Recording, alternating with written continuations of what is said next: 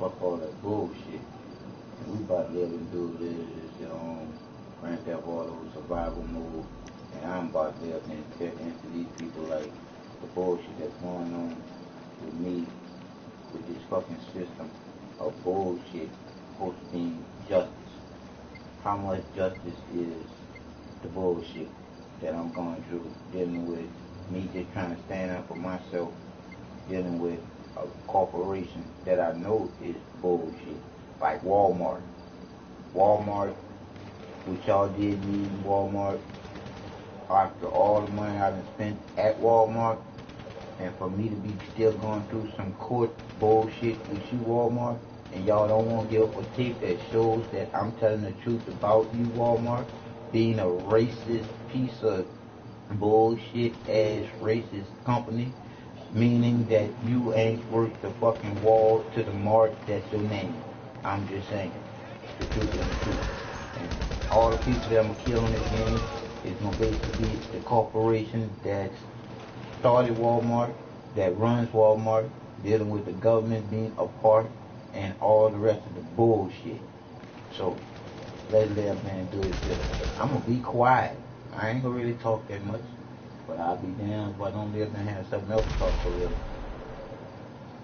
But this is some bullshit, people. We live in some real bullshit times.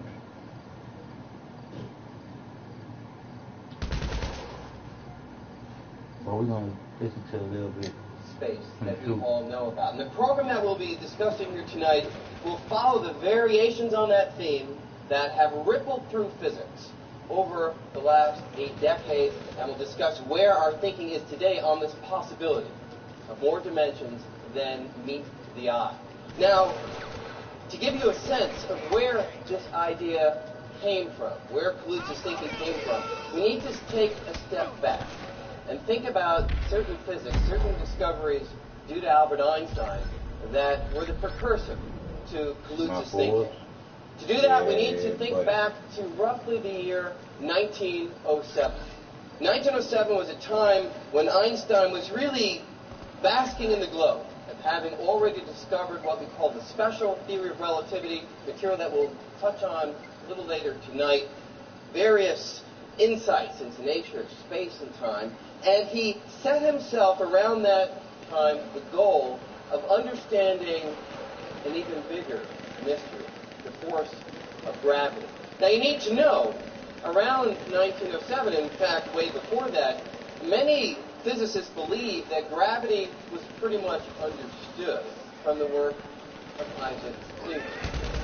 However, Einstein was, of course, the kind of thinker for whom there was no such thing as received wisdom that he wasn't willing to challenge, willing to think through in fresh, new ways. And in particular, when he was thinking about the force of gravity that everybody was aware of and thought that we understood well, he asked a very simple and basic question.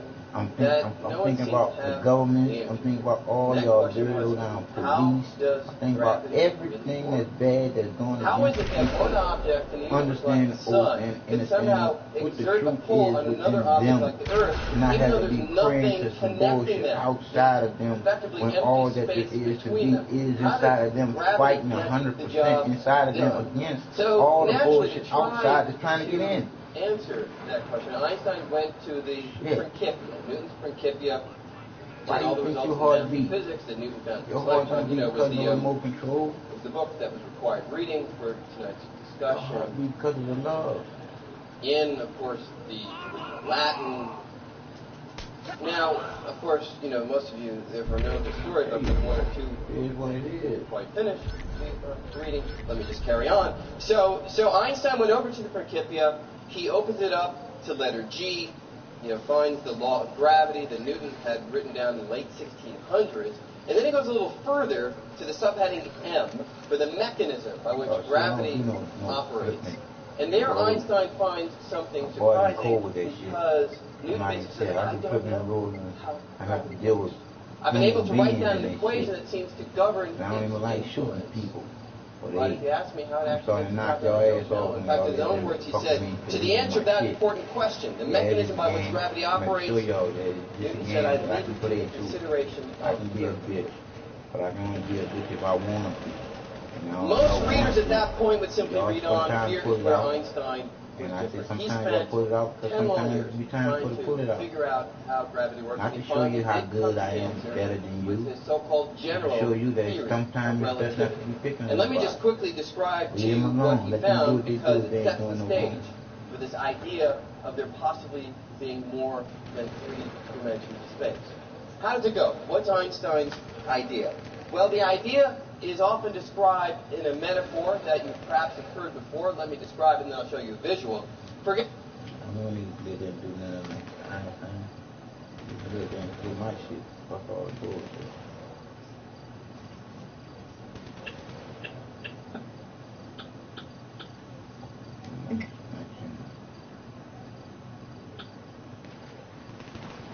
Start over the deal.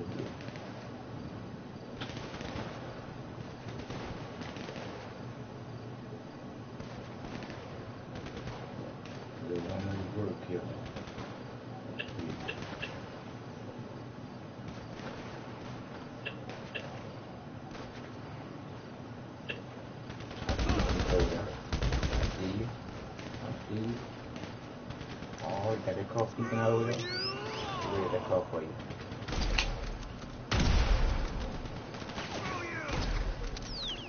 Alright, can't get over there.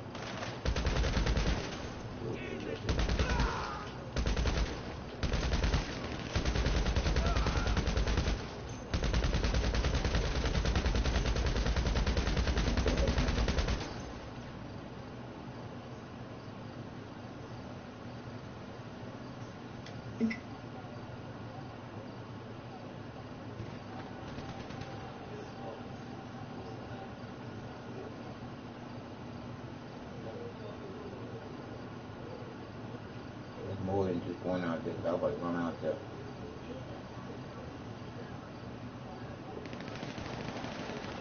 Hold up more than just one.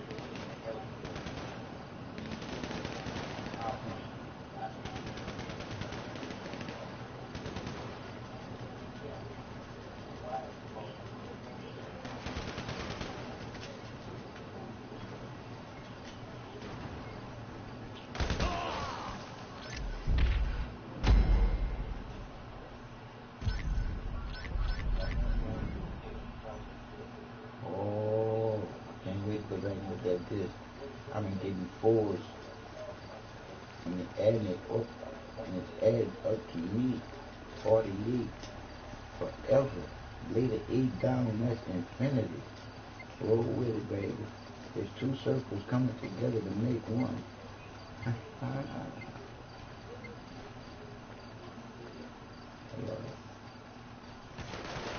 see it. That boy, that did that. Ain't no last when the next wave comes. I got you back over this side. You trying to sneak up behind that guy and go. I'm not gonna get that helicopter. No. Don't look safe. So like I said, good people. We don't live there. Keep doing our thing. I see you. I'm really getting on. Very good as hell on here too. We probably get them put the beach back in effect. I'm about to go back. Memory. Let's see what we're talking about here. Let's go with this one here.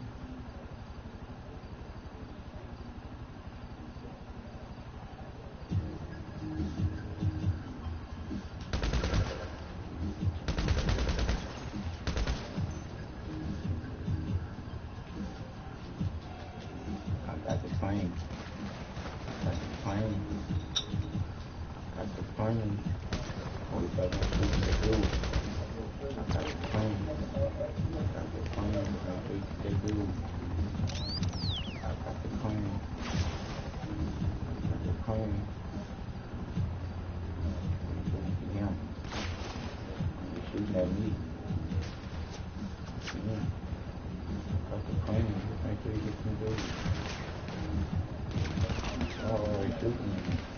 let them shoot me. I can't get the plane, they shoot me.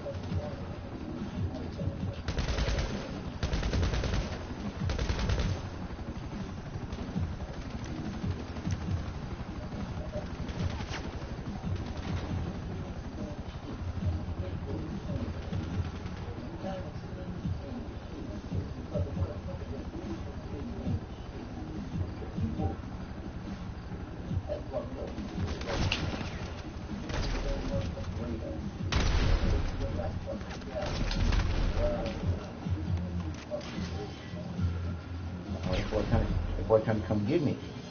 Oh, I got a piece of hair left on me. I'm coming out to get him. Come on, me and you. Me and you. Get some life. I'll get some life is on.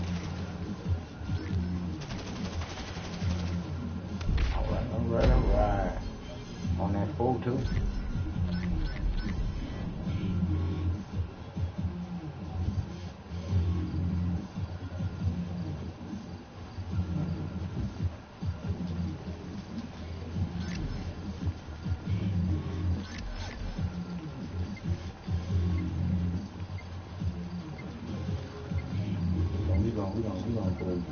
We're gonna go all out today on here. We're gonna broadcast all good today. My boy gonna come back in here and gonna read what I got from these ragged some bitches over here at the jailhouse, saying that I ain't live there and pay them some money. Like when I go to court on the 9th of next month, I'm going to jail because I owe the court some fucking money for posting my own bill. I ain't get on my own account when they put me in jail for being in the court late. Bunch of bullshit, man.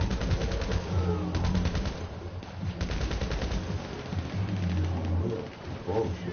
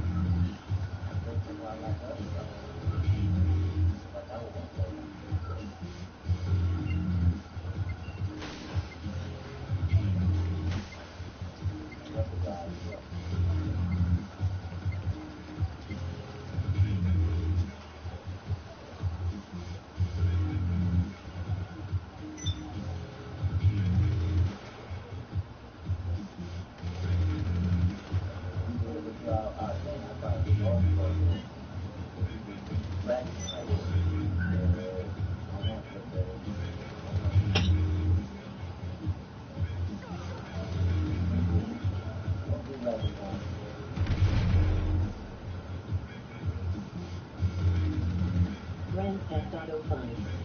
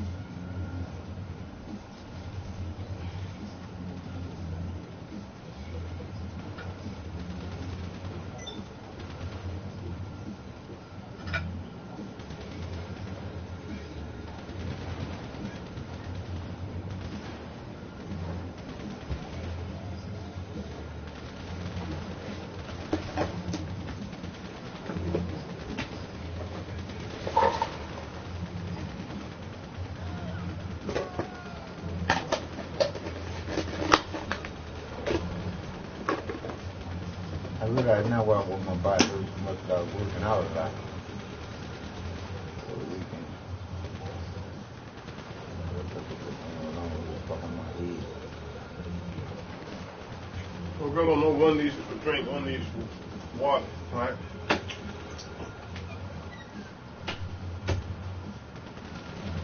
I had to explain that to her, dude.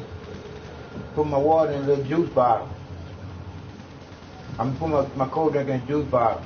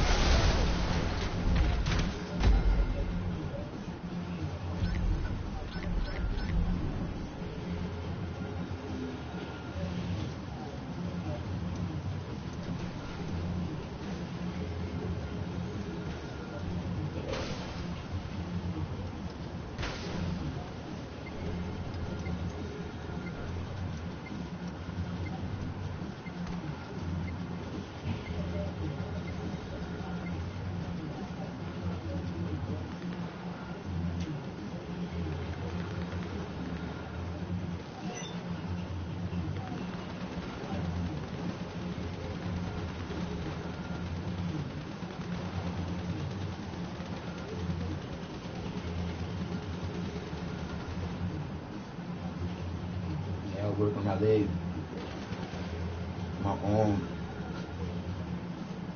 I might not be able to walk again, but I'll be able to stand up.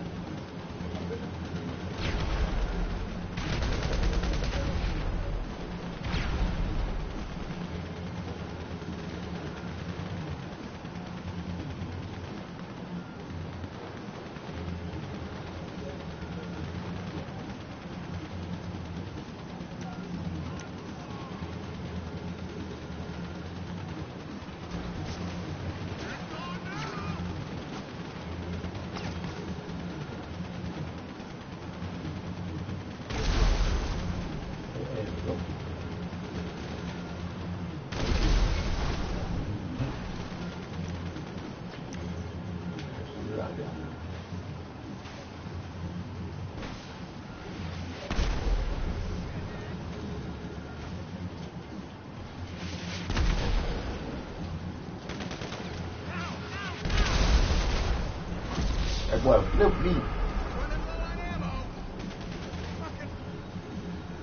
That boy flipped my ear.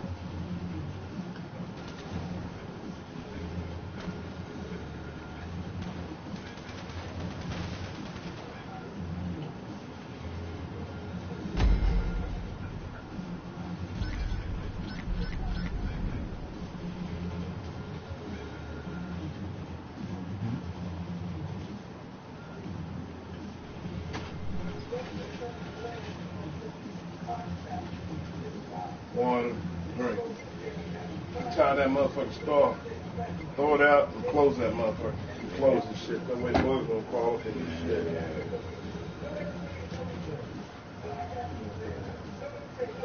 Weed on there, smash your weed. That bitch is just like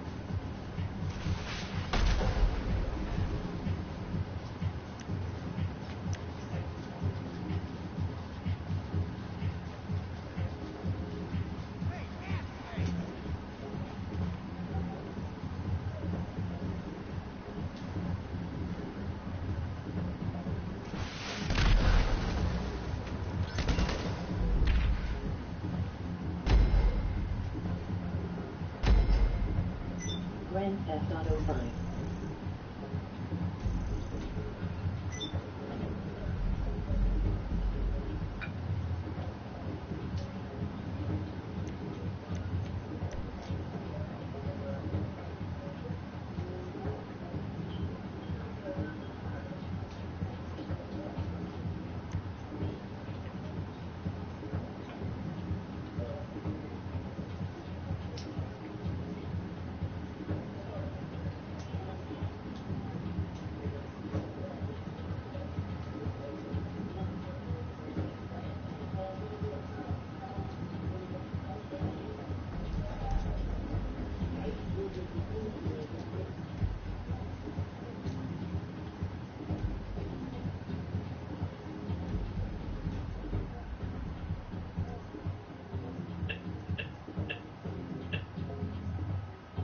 instead of bullshit.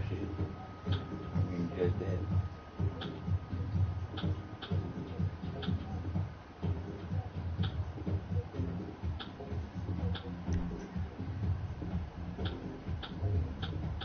Put them on reach, man. Go into something else.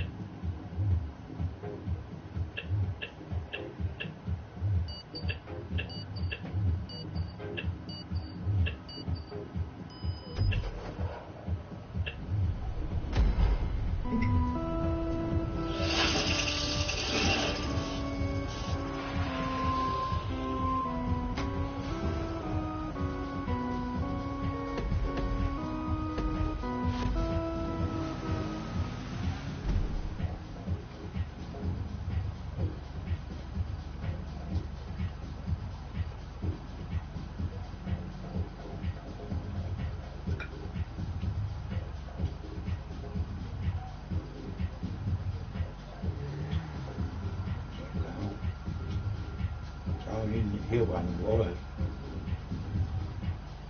Prisoners, I've been already to the prisons in Houston, Texas.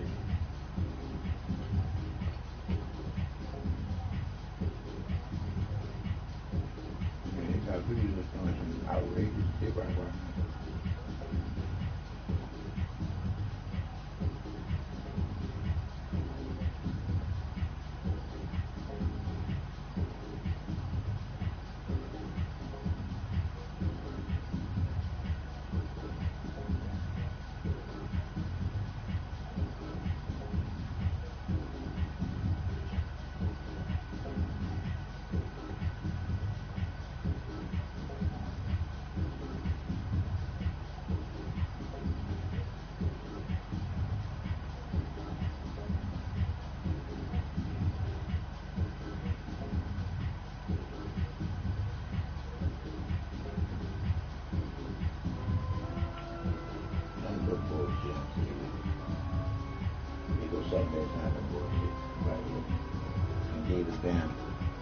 Rapper activist contends these riots could be the best thing to happen to Black America, and he'd rather see, quote, the ugly truth than a beautiful lie. David Banner tweeting, why do you wish someone else was in office? Is it so the snake can go back into the grass?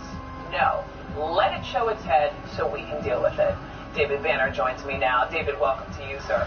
How are you doing? It's been a week. Yeah. Well, it's been about 400 or 500 years for Black folks. Right. Let's talk about you. Let's talk about what your message this week, that you said you are glad this has happened, the mask has been ripped off. I didn't say that I was glad that this has happened. My comments were about Trump. Let's talk about that. It wasn't about Charlottesville, so let's be clear. The thing is this, let's be honest.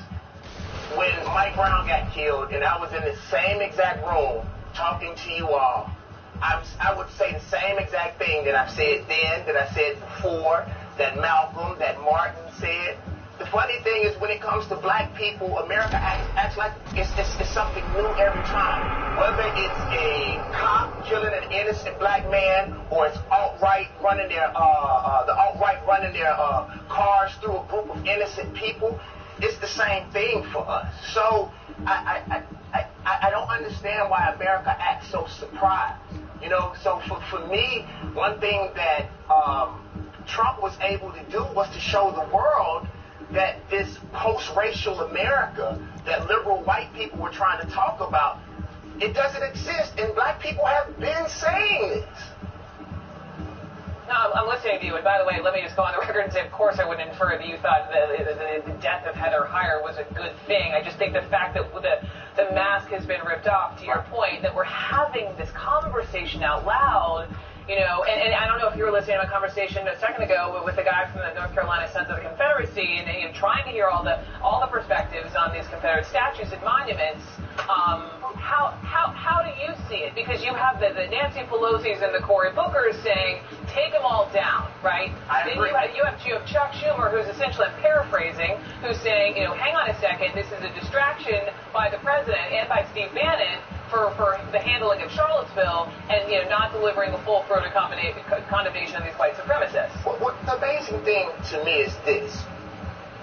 The Confederate Army lost. They literally lost. So for me, you actually said it. Germany is a great example of what you do if you are really sorry for what happened.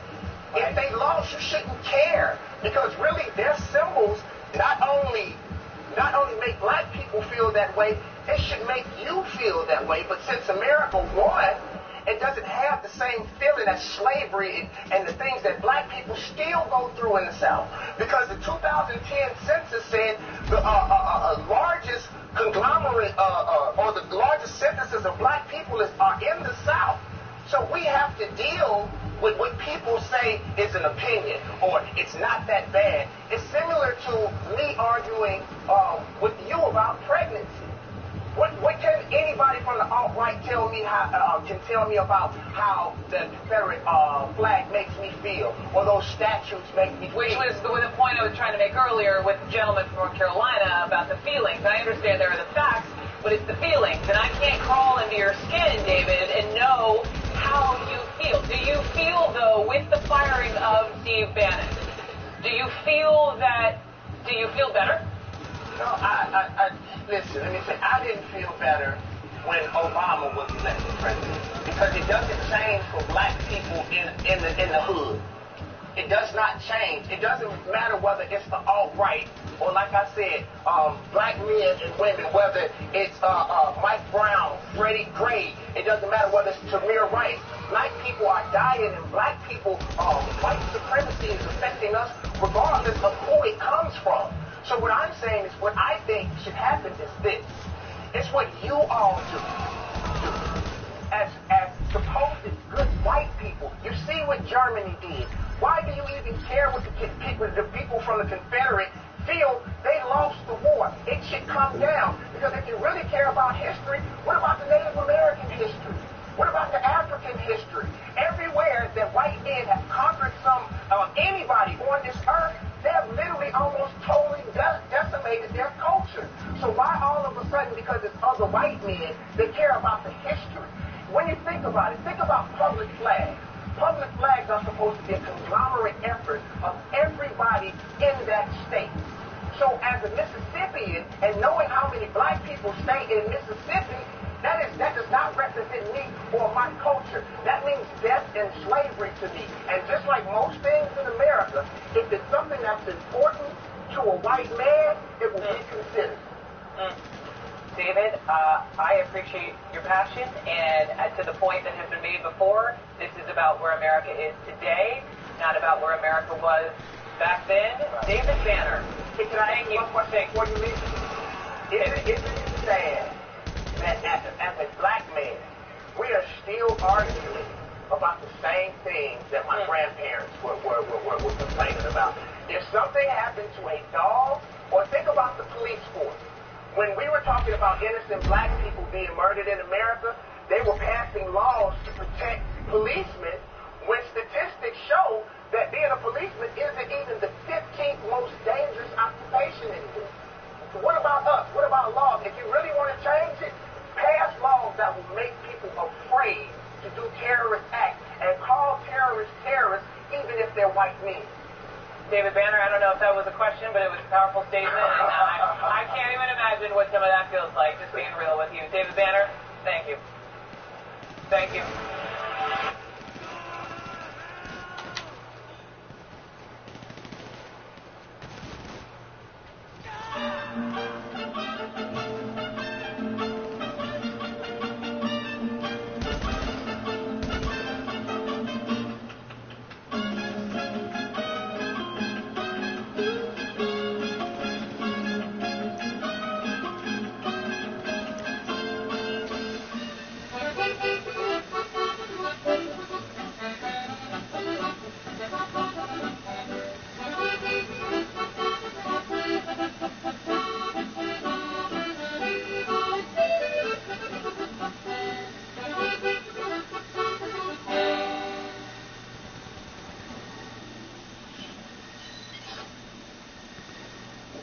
Here we go, David Banner. Welcome back. Yes, sir. Yes, sir. Man, we had an epic one last time. We did? We did. That last interview? I mean, you saw what happened. Yeah, I'm hoping. Congrats, man. You know, Thank you. we're the OGs in this game right now, still going strong. I mean, that says a lot. Yeah, I have a tendency not to believe that. I don't like the word OG. They only do that in rap. The Rolling Stones about to die tomorrow, and they're just now considered OGs. People use the OG thing so you feel like it's time for you to retire. Like I ain't doing no reunion concerts. I ain't doing no throwback. You know, if you listen to the God Box, I'm fresher than I'm fresher than a newborn baby. Feel me? I don't play them type of pimp mind games. You feel what I'm saying? It's like, you're not OGs, you've just been able to dot numbers. And, you know, I even hate this as it pertains to anything that black people do in general. It's like, you know, a criticism that I have with basketball is that, you know, people want to give somebody OG or elite status, you know, at the beginning of their career. You know, and what it does is it degrades the culture in general. It takes a lifetime to me, you know, to be an OG. It takes, you know, 50, 60 years. You feel what I'm saying? It's like, you know, rap is still relatively young itself. Rap is still not a whole person's lifetime yet. So quit with that OG shit. Like, I mean, people in general, like, ain't none of us OGs. We babies in the game as it pertains to culture and something that I believe that will hopefully be here and stand the test of time. You know, I don't need no crutches. I don't need no extra names. Just Young Banner, I guess. Or Old Banner, or whatever the fuck you want to call me. Just call me fresh and don't call me broke. I feel you, man. It's just that in this game of music and hip-hop in particular, the lifespan is not that long. You know what I'm saying? Like 3 to 5 years, people come and go. So the fact that you see people like you, like me, that have been doing it for 10 years, you know, I just counted it today. I've been in the game 15 years full time, and you don't see that all the time. Yeah, it's funny, man, especially as it pertains to Southerners. I tell people, you know, a lot of us, we retired by the time we got on. You know, I watched some of the people I look up to, they were talking about retiring before they were 30. You know what I'm saying? I'm like, dude, by the time I signed my first deal, well, not my first one, because that was penalty, but by the time I signed a deal that people know me for, the SIC deal, we had put together, you know, 3 full albums, and 3, 4, 5 mixtapes. You know, by the time we get to the starting line, we have in a lot of cases a catalog that can rival people who say that they're retired. You know, I just think that we have to, in some kind of way, change the culture. And I'm going to tell you something, man, and I mean, I'm not saying this for all artists in the world, no matter what color you are, no matter what you do. Don't allow these capitalists to make you feel like you have to compete with someone that you see on television, somebody that's popping online. Because in most cases, these children, or we want to be them, when you don't know what they've done, or what they've sacrificed, or how many people they're signed to, or whether that's their spirit, whether that's their mind, whether that's their money. If you are able to maintain your life, your livelihood, and take care of your monthly bills and your family, whether you're drawing, whether you're begging for money on the corner, whether you're rapping, you are winning. Don't allow someone else to define for you what success is. A lot of these rappers, when they're not able to match the sales of somebody else, you know, their spirits get broken and they believe that someone doesn't care about them. Man, think about what our grandparents had to do. And I'm speaking about my grandparents in general. all the stuff that most of us do is shit that our grandparents would say were playing. You know, the fact that I can get in front of somebody and talk. The fact that you all can film somebody and make money off of it. Whether you getting paid $5 an hour, I tell my staff that one time. I remember we were doing something for Gatorade. And one of my staff members got mad because we had to do it 12 times. So we get paid fucking 6 figures. I don't give a fuck if we do this bitch a million times. The fucking money is there. You know what I'm saying? Like, we're doing dream shit and complaining about it.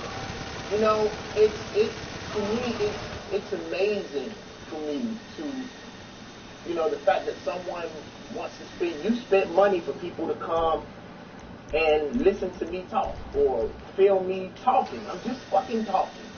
That's it. That's a blessing. And if we don't start understanding, especially as it pertains to hip-hop, the blessing that we have. I mean, when I was at my worst, I used to tell all my homeboys, don't come to my concerts fighting and shit. Don't come to my concerts with that bullshit. Like, we have a fucking blessing. And I believe, as a whole, hip-hop, we did not take care of this blessing. Think about it. Think about it. Internationally. And rappers try to separate themselves from other rappers. No, rap is rap. I don't care if it's hip-hop, gangster rap, trap, whatever you call it. It's all one. Whether you want to call it rap or hip-hop, it's fucking up to you. But think about this. I would say about 7 years ago, hip-hop really, really had power globally. Maybe let's say 10 years ago. And out of all of this power that we accumulated, what do you think we did? We sold somebody else's clothes and somebody else's alcohol. We had the opportunity to change the world globally. You know, and that's part of my responsibility. I'm not pointing at other rappers, I'm talking about me. You know, we had a real opportunity. I remember, I never told anybody this before. I remember when, you know, Obama was when he first became president, and I was looking at, you know, the type of music that I was doing at such a point where I saw a shift. Whether I agree with Obama or not, there was a shift in black culture when he became president. And I looked at hip-hop, and I especially looked at myself and say, like, where am I in the grand scheme of things? And think about this, lad. Think about this even with your show. Bro, regardless of what you do, regardless of what kind of music I make, bro, your ass is going to die. I'm going to die. This shit that we doing right now is going to be left on this earth. And I say, I don't give a fuck. I am not going to leave this earth, and in 300 years, the only thing somebody knows about me is the song Playlist, or Like a Fucking Pimp. We have a responsibility, not only to the fucking culture, but to our families and our fucking family names to go down in history with something that matters. And if you really think about it, historically, when people are looked at, people are always going to look at the art first. Whether it's the type of paintings they were doing at the time, the music, the writing, the scope of a generation or scope of time is always judged by music. And that's one of the reasons why I think they push all of this negative music as it pertains to black people. So when white supremacy decides to do whatever it's going to do to our people, like I watched them pull out them tanks in Ferguson, and they don't do that to any other group of people, where the policemen pull out fucking tanks. I don't care if you out in Vegas and they got sniper rifles. Young white men got sniper rifles. The federal government didn't pull out fucking tanks. I believe it would be justified by the type of art that is out right now during this period. And I think that's important for us to think about, all of us who do something that's called art. And the other thing is all the people who have and make art and make money based off of the backs of black culture, we're going to have to start calling these people and say, what are you doing to give back to black culture? People take, like I watch all of these people, they want to videotape black folks when stuff is popping, but as soon as we need cameras and eyes to protect us, these same people and these same sites, these same people who make money off of black culture never then turn around and use their cameras, use their pen. In most cases, there are exceptions to give back and protect the culture too. So I think that's important, man.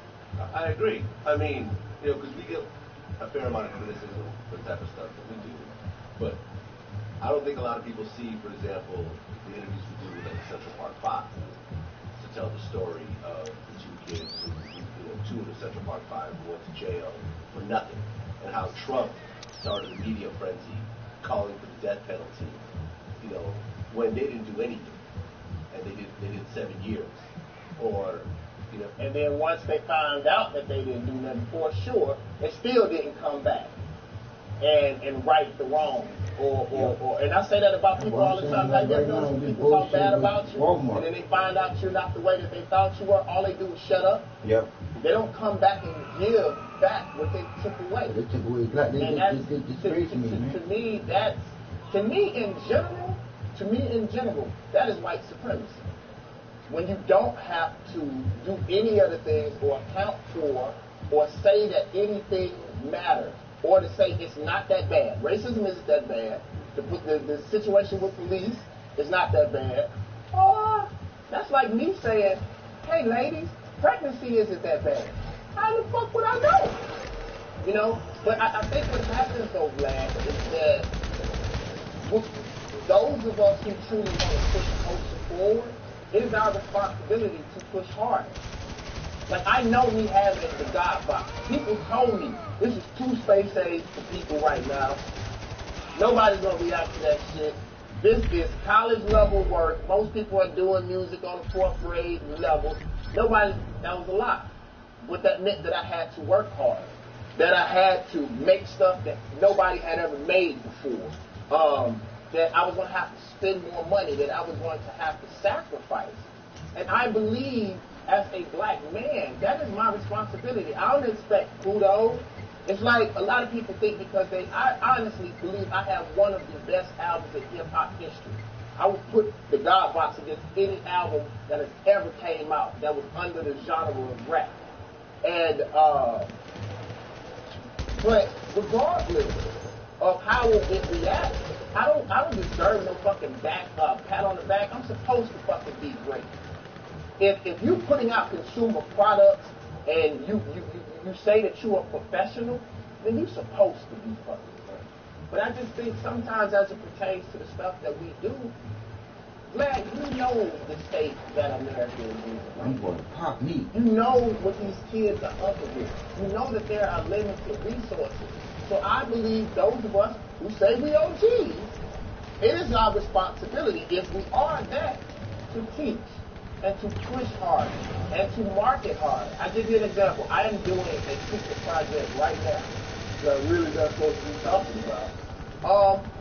But I modeled this project after The Matrix. If you remember when The Matrix came out, wasn't nobody talking about the kill. Wasn't nobody talking about how fucking deep it was. People were talking about the new martial arts that they were using. The new camera angles that's old as fuck now. You know what I'm saying? It was the excitement, but they knew what they had put into it.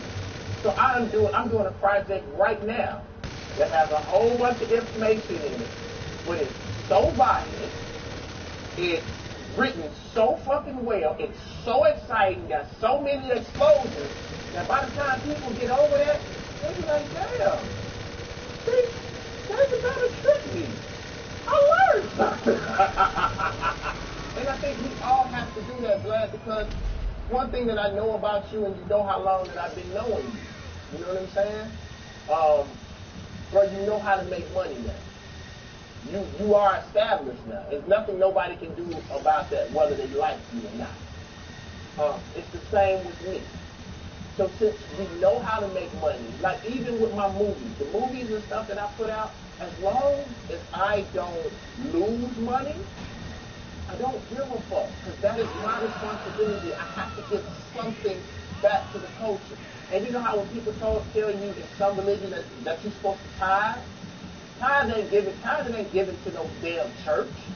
You tithe by giving back to the people, directly actually giving back to the people. And if that means some of your fame, some of your brand, any of that, that's just what we got to do. So let's talk about the God box. I've been bumping the album. First of all, why the name the God box? I found out what God is, and when I found out what God really was, it changed my whole entire life. I'll give you an example, man. You see most of the things that have happened to me in the last 2 years. I barely audition anymore. I barely ask people to do interviews. People come to me, ring my phone. I found out what God was, and I stopped chasing it. I went in another direction. And I think, most people, especially in America, they're looking for God in every place but the right place. And I can't specifically say what the God box means, because you never know how the Most High, God, or whatever you call he, she, or it is, maybe working with you different. Erykah Badu taught me that. She said when you explain stuff, then you take away people's personal connection. I've heard people give me an explanation for the God box that was 10 times deeper than what the fuck I meant. They're like, the God box means, and by the time they get finished, I'll be like, yeah, that's what the fuck I meant. To me, even if you notice the cover of the album, my name isn't on it. My name isn't on the cover of the album because I am trying to take me out of their place. I'm just happy to be a conduit between this form of art and the Most High, hopefully. And I believe this album, same way Goody Mob did for me, same way Outkast did for me. You know what I'm saying? It sold the mystery. It gave me a place to travel. There's not much music. I'm not saying that there's not any music. There's not much music that helps take you away from the everyday hustle and bustle of what the fuck we gotta go through. The God box, the name of the God box came when I figured out what God was. Okay, what did you figure out what God was? Don't you see I'm trying not to tell you that? Honestly, man, I don't want to tell people that because that's my personal journey, and I think that's part of the problem with America right now. We just talked about that. Everybody has a fucking smartphone, but as a whole, Americans are fucking dumb. The things that we respect the most are the things that we have to fight for. The things that we have to sacrifice for. Ain't shit easy. I can point people in a direction, but I read this book one time, and I've never thought about it this way. They said it was this young man who was being trained by the sensei. And, he had been with him for about a month. The sensei barely said anything to him. And he got angry and rose up at the sensei and said, how dare I be here for a month? You're not teaching me anything. The sensei said, come here. He took him out to the pond. He said, come into the water. Now I guess he thought he was going to be baptized. No, sir. The sensei took his hand and put his head under the water and held it until right before he was about to die. Then he released it. He said, until you want knowledge, like you want your last breath, you are not worth it. What I've gone through in order to understand the God box has been a lifelong, and it will be a lifelong, similar to that OG title. Everybody wants to be an elder without the struggle, without the gray hair. Everybody wants to be Beijing. No, this is a title. And people have to find that for themselves. I think with this album, it will help nudge them in the right place. But think about it. If someone gave you everything for free, you would have no respect for it. So people are going to have to find God in the God box on their own. I feel you. I mean, one of the songs that kind of stood out to me was "Marry Me." Really? Yeah. Wow, Vlad, I would have never thought that. Marry Me. Oh, Vlad.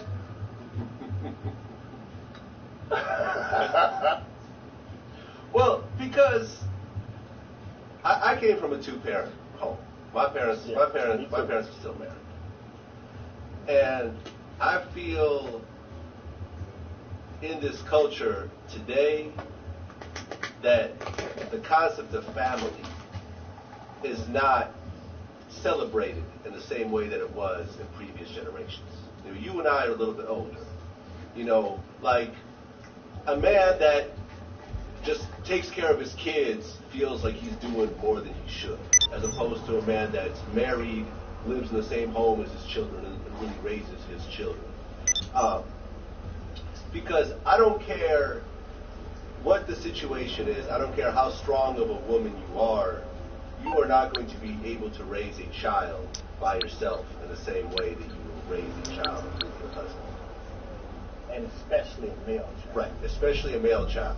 And I feel that the way that welfare is set up is so fundamentally wrong, because a woman will actually get more money when there is not a man in the house. Yep. Whereas if you flipped it around and said, if a male is in the house, you will actually get more money as a family unit, which will promote family. But it's not set up that way, so women are financially incentivized to not have a man around, which has very, very serious repercussions as a society. It does. It's funny. A lot of the stuff that you're talking about, we had the conversation behind the scenes, and I was telling them one of the things they're fooling America with now is everything's free, and it's really not. You know, everything is easier. Like, you know, everybody's doing some stuff fast. Everybody wants the phone to spell form. You know, we don't want to run our own companies. We just want to let, you know, these conglomerates do it, and then we turn around and not know anything, not know how to write, not know how to add, not know how to cook for ourselves, not know how to hunt, not know how to protect ourselves. You know what I'm saying? Then we are under the control similar to women who are on that system. We are directly controlled by the system. This very good boxer, you should probably look him up. He's going to be the future. His name is Cloudy Boy. He's out of New York. He said something that really, really, really, really touched me. He said, David Banner, when you give people the opportunity to feed you, you also provide them with the mechanism to control them. No. He said, if you give people the opportunity to feed you, you also provide them with the mechanism to starve you, is what he said. Yep. That's amazing. But what was it specifically about Marry Me that you wanted me to comment on or say? Well, I mean, I think that just having the song about that is something that most people just don't really comment on. You know what I mean? I made Marry Me, bro, because once I started looking back at my life, and once I started sobering up, and once I went to therapy and learned how to control my anger and deal with some issues that I didn't know that I had inside, I started seeing that there are some things that I could have definitely done better. I'm past the point of regret, because if I wouldn't have been the type of artist that I was, then me speaking about the opposite, I don't think these kids would trust me. You know, when I talk about black on black violence, well, people know I used to be violent. People know I had the guns. People know the stuff that I did. You know, my misogyny, as not only as an artist, but just as a man, period. I've done that. Even with me talking about our diet, people know that, you know, I haven't ate pork in 20 years now, but the shit tastes awesome.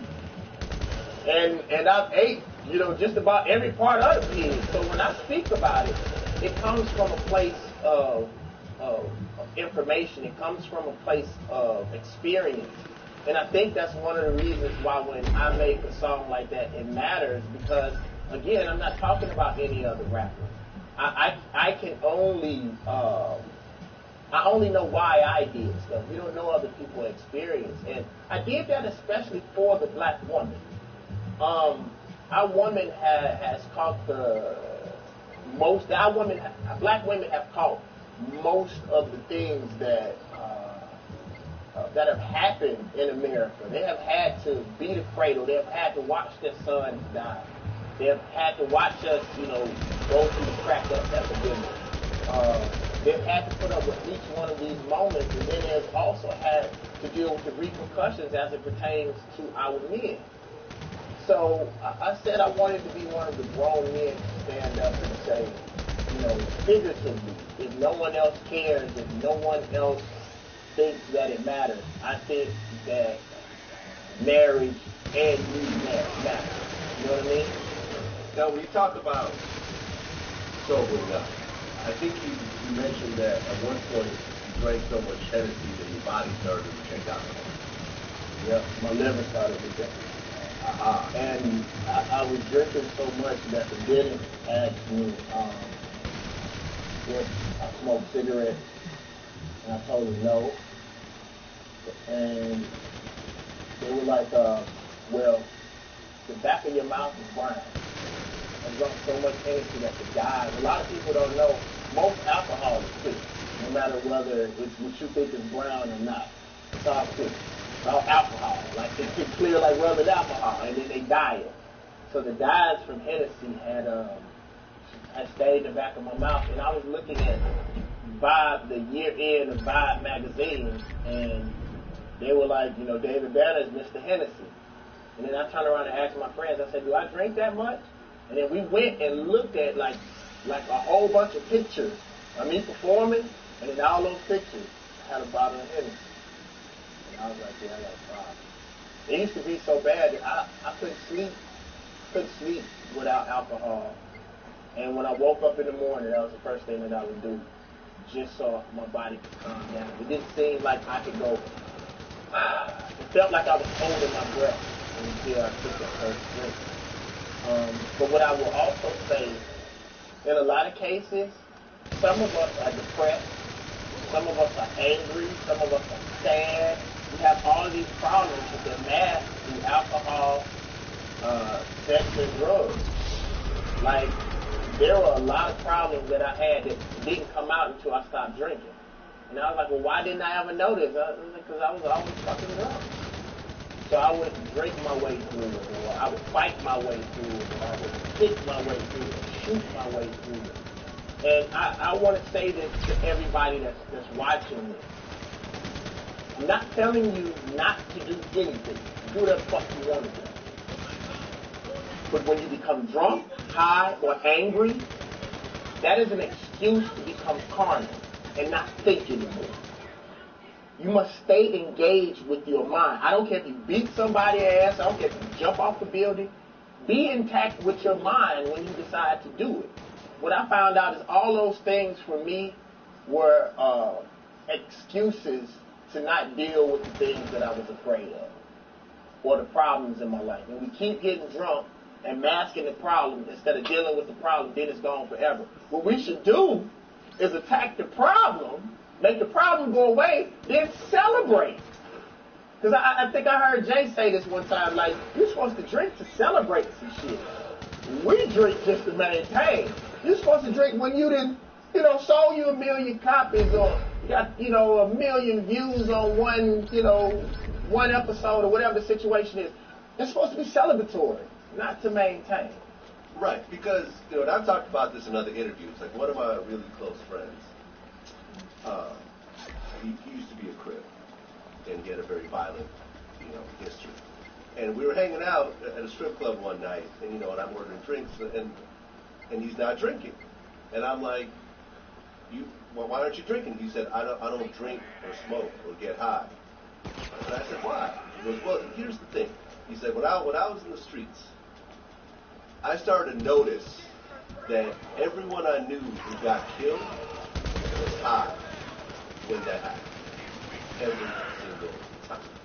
And I realized that if I'm going to be out here, and Be sharp. You have to have your mind together. And this is one of the smartest guys that I know. And so I said, no, this is interesting. So I started interviewing a lot of rappers, and I brought this question up, a lot of Chicago rappers that don't get their hands on violence. And I said, how many of your friends were high when they got killed? All of them. They would say that every time. All of them. They got lean, drugs, whatever it is, they would be high, and then something bad would happen. And it really kind of clicked in me. It's like people aren't being high to celebrate. People are just being high throughout their lives and putting themselves in risky situations and making bad decisions. And with me as a businessman, you know, a lot of artists, in a lot of cases, are sober when they get signed and then start getting drunk. But in some cases, they high before. But a lot of them are high and then they sober up and they're broke. You know, their lawyers are not high. You know, the record label execs aren't high.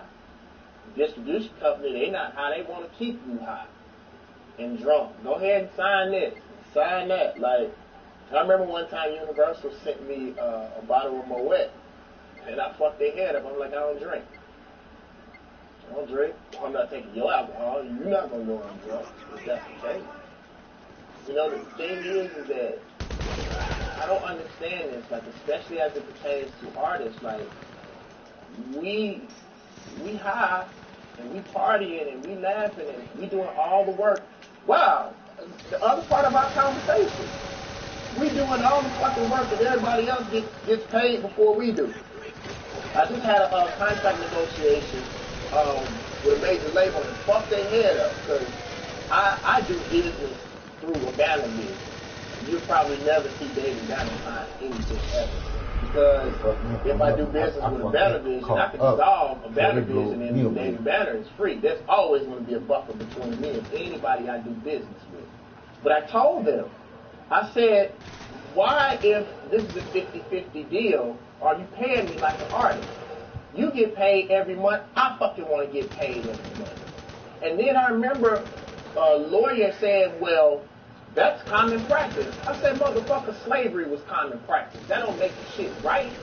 Then I turned around and asked the lawyer, I said, would you allow someone to do your son like that? Because what he was doing was, when it...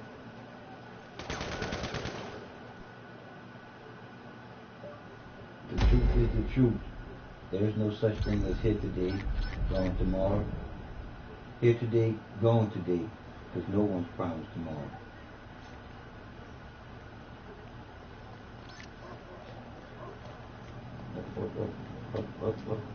Wrong control. Gentlemen, welcome to the Bureau of Japan. This fall on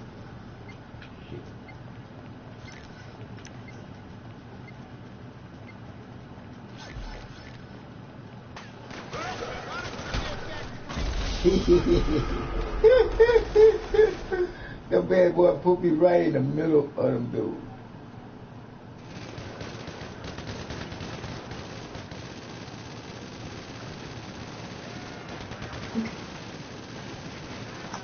At least I hit one of them.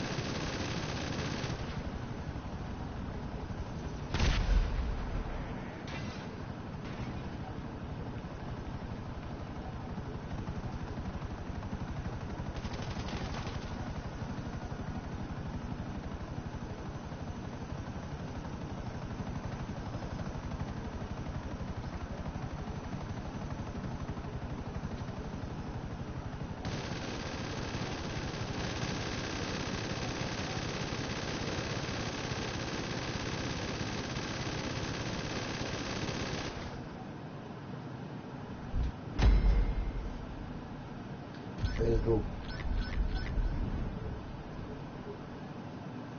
Oh, I killed one of them. That was bullshit. They fucked me on that. I killed one of them. But then did it again.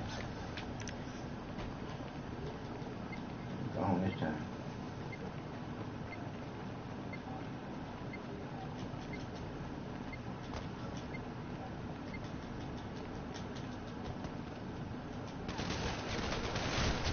Oh, he put the right there on me. He put the right there on me. He put the right there on me. I ain't mad at him. I ain't mad at him.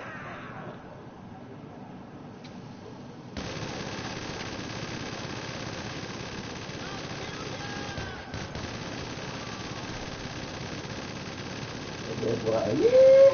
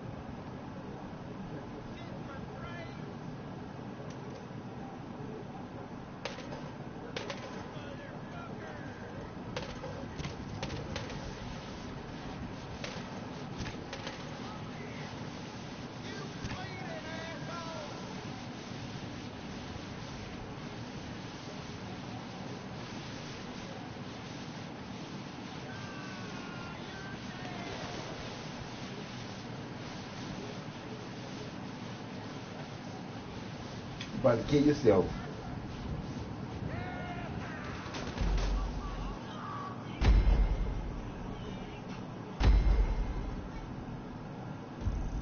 So you about to kill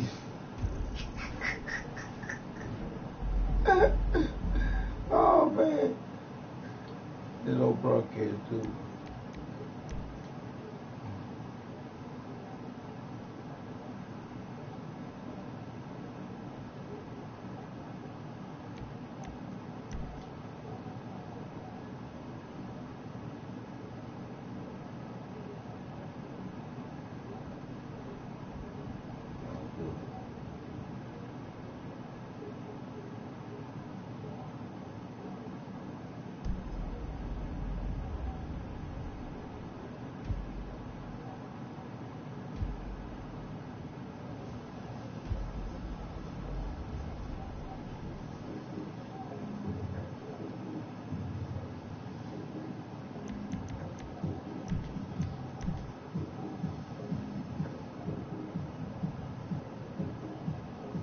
The fuck?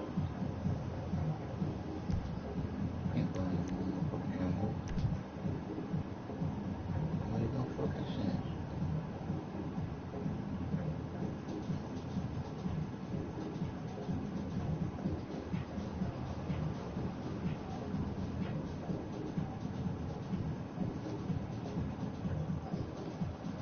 Color you are, no matter what you do.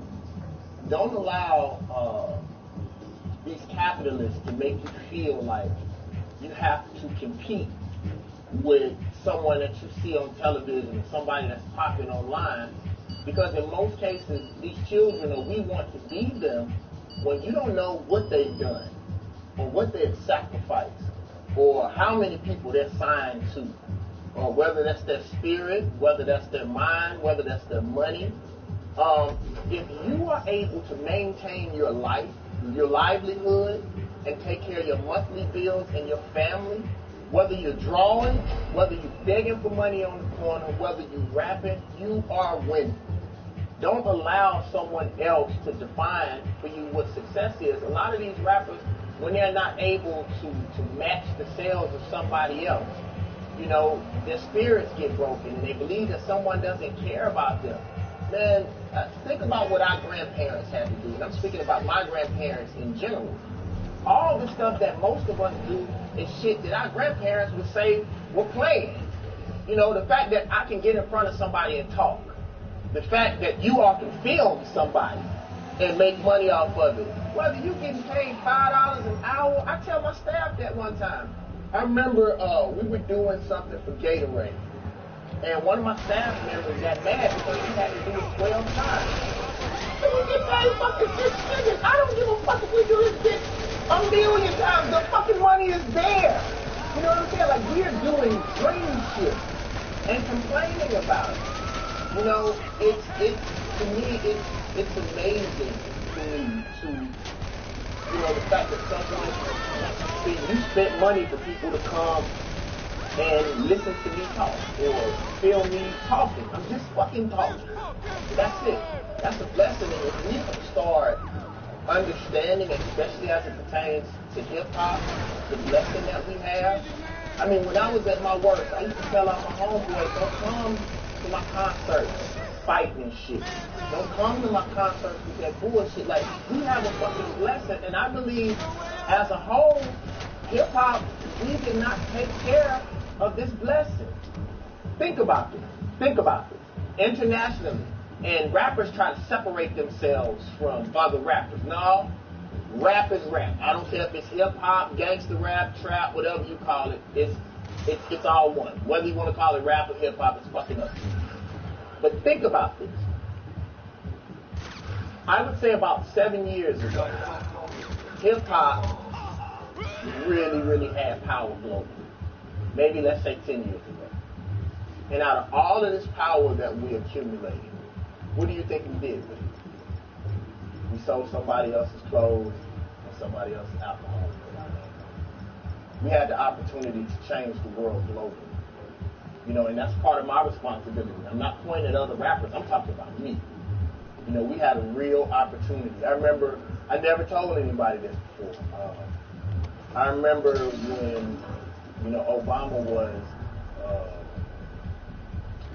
when he first became president, and I was looking at, you know, the type of music that I was doing at such a point where I saw a shift.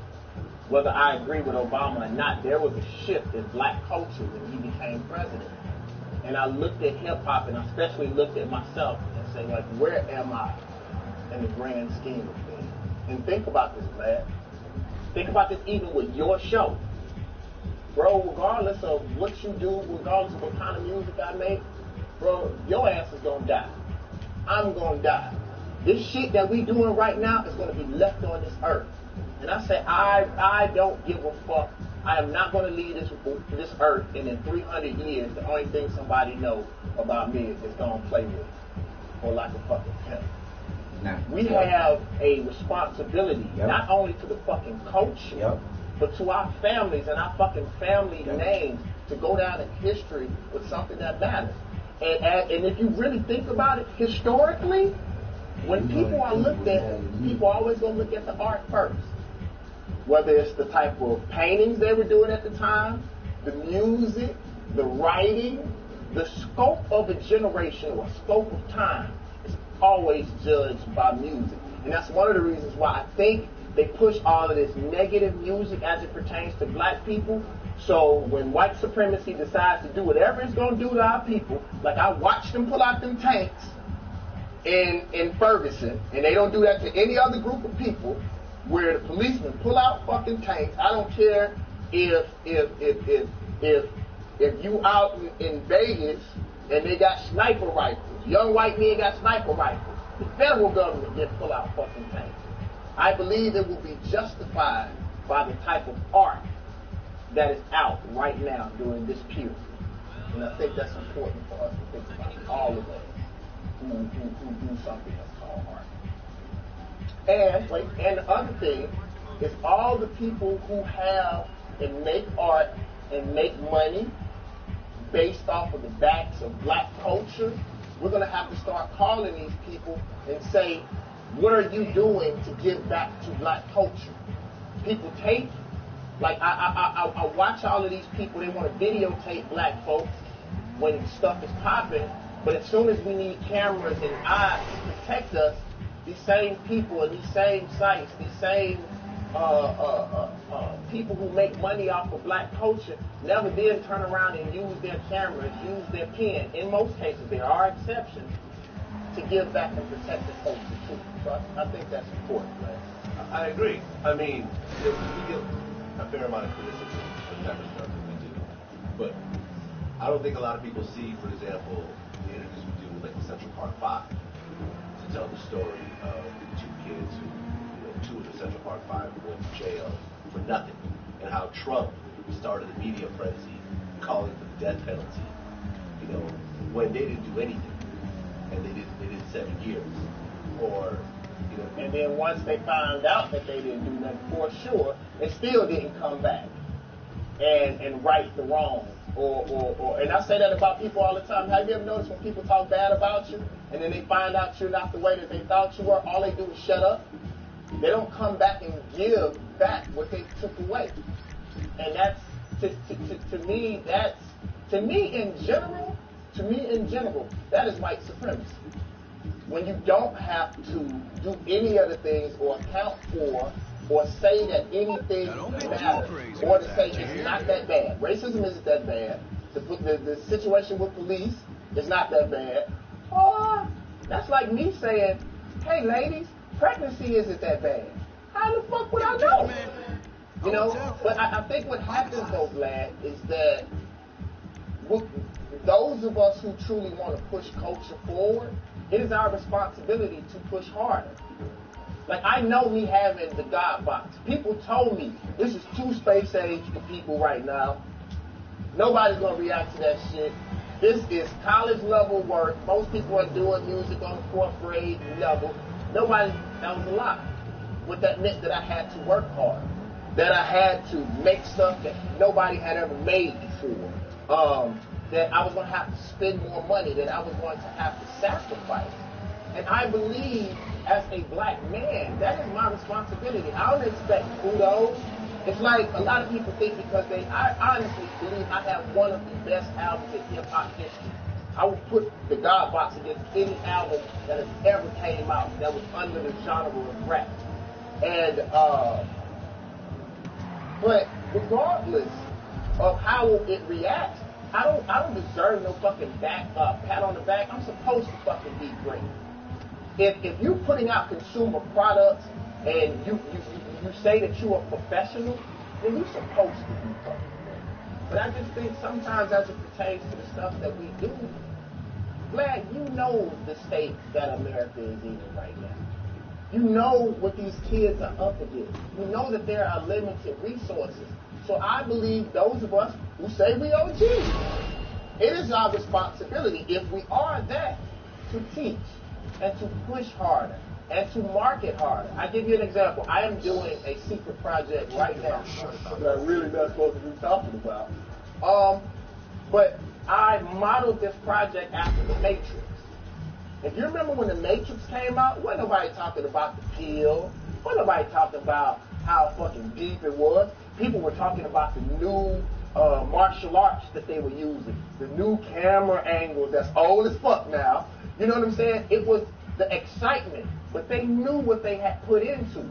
So I'm doing a project right now that has a whole bunch of information in it, but it's so violent, it's written so fucking well, it's so exciting, got so many explosions, that by the time people get over that, they be like, damn, they better trick me. I learned something. And I think we all have to do that, Vlad, because one thing that I know about you, and you know how long that I've been knowing you, you know what I'm saying? Bro, you know how to make money now. You are established now. There's nothing nobody can do about that, whether they like you or not. It's the same with me.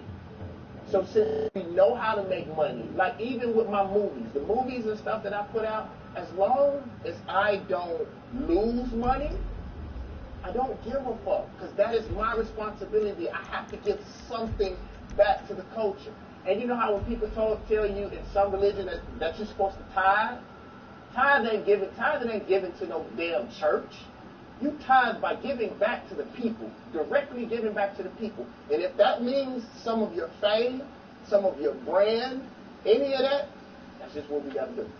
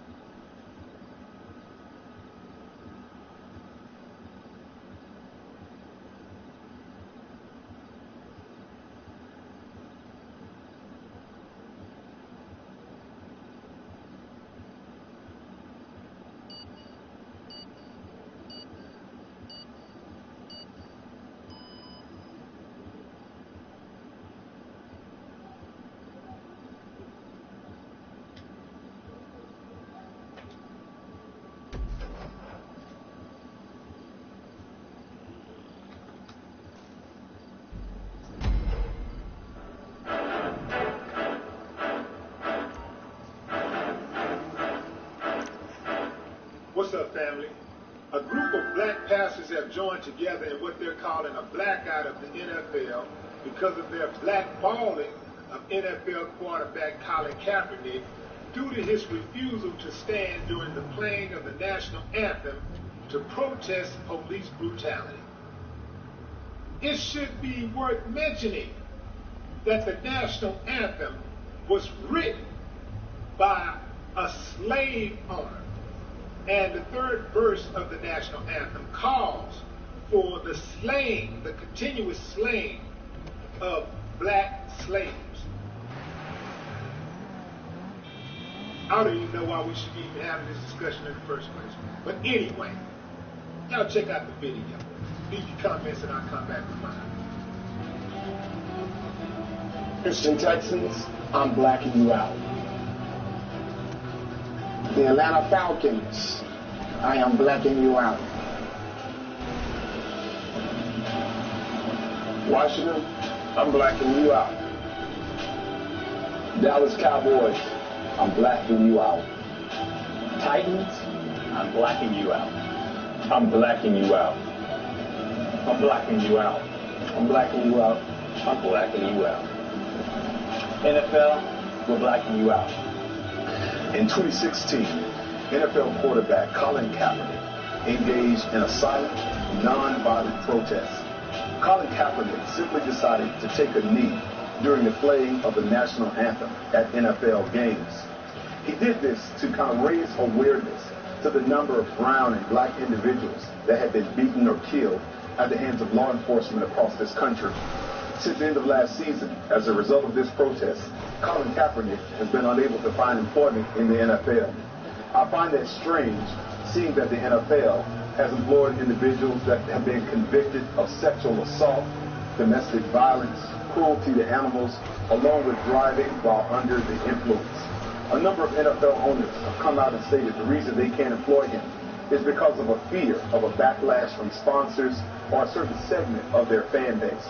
And it's interesting that they've capitulated thus far to a certain segment of the fan base while fearing no backlash from the African-American community.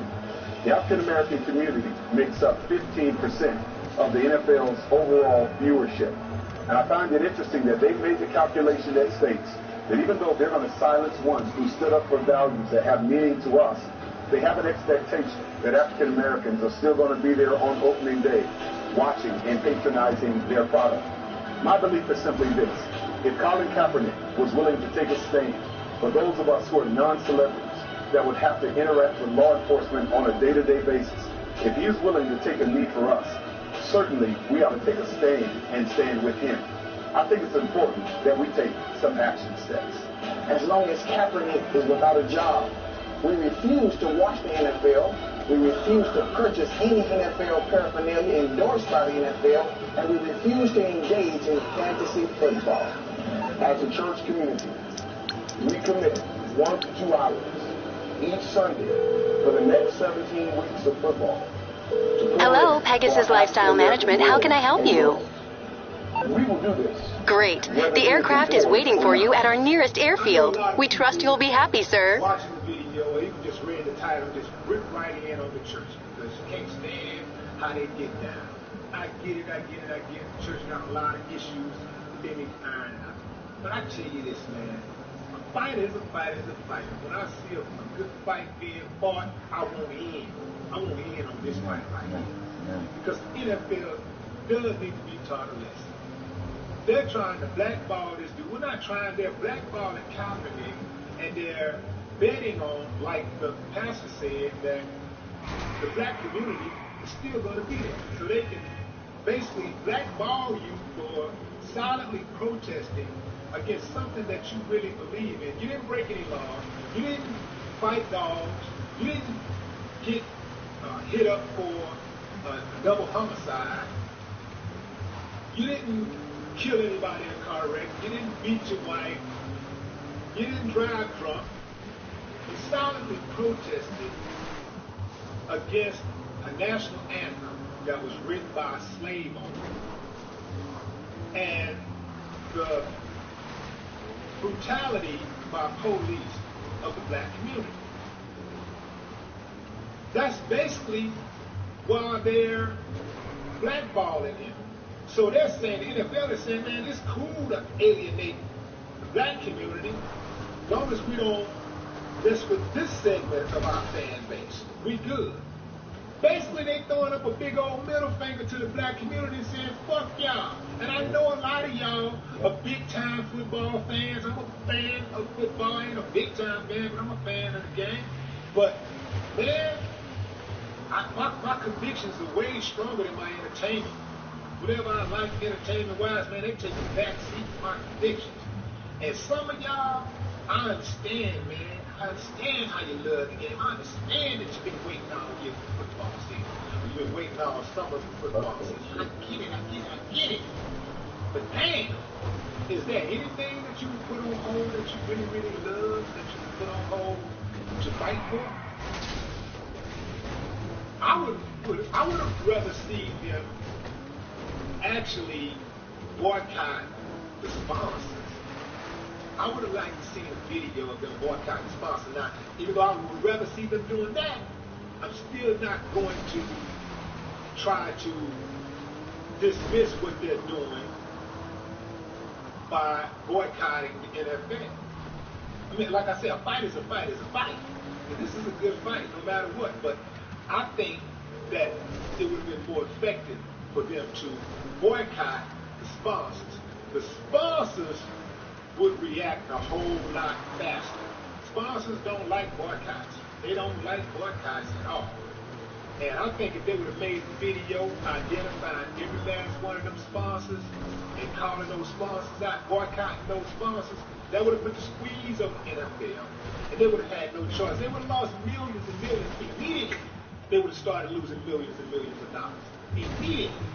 So I would have liked to see that. Another thing that I appreciate that they talked about in the video was that they're going to use their time that they're not watching football to give back to the community.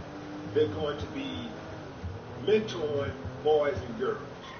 I like it. I like it. That's a good look. That's a good look. Spending time doing things in the community to advance the community. That's a good look. I know some people are out there big time football fans, man, fuck y'all see. I'm watching football, I don't give a damn. They don't give a damn about none of that. I get it. I'm one of them type, since we're talking about football, I'm one of them type of players that if I'm on a team, I don't want to just win by being on the sideline. I want to get in the game. I don't want to just wear a ring, get a ring just because I'm associated with the team. I want to actually do my part to help the team win. But a lot of people, they like to sit on the sidelines and they'll complain. And if something happens, they may cheer. But many people like to sit on the sideline and watch the game and see what happens first. And then there are way too many that just complain about those who are playing. They'll complain, but they won't do anything to contribute. They will complain. They got some complaints for your ass. And when things go right, and if they can benefit from the players who are playing the game, that does make the city look good and everything, then they go out and buy the jersey and they start throwing it up. Saying, yeah, we're representing, yeah, we this, we that, we that. They won't contribute. They won't get in the game. Some people like to get on, stay on the sideline and complain. They won't get in the game. I'm the type of dude, there's some dudes who are like on the team. They don't want to get in the game. They don't want to get in the game, take a shot. They don't want to hustle. They don't want to play no defense. They just want to just suit up and say that I'm from the team. If the team win, they celebrate big time. If the team lose, they just complain. I want to get in the game. I'll take the shot. I'll take the shot. I'll pass the ball. I'll dive out.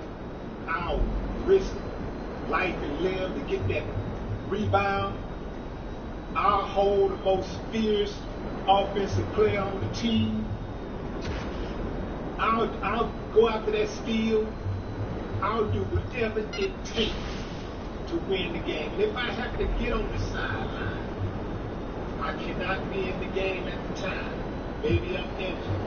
Maybe the other players on the team are actually better at me than execute. So maybe I'll get on the sideline.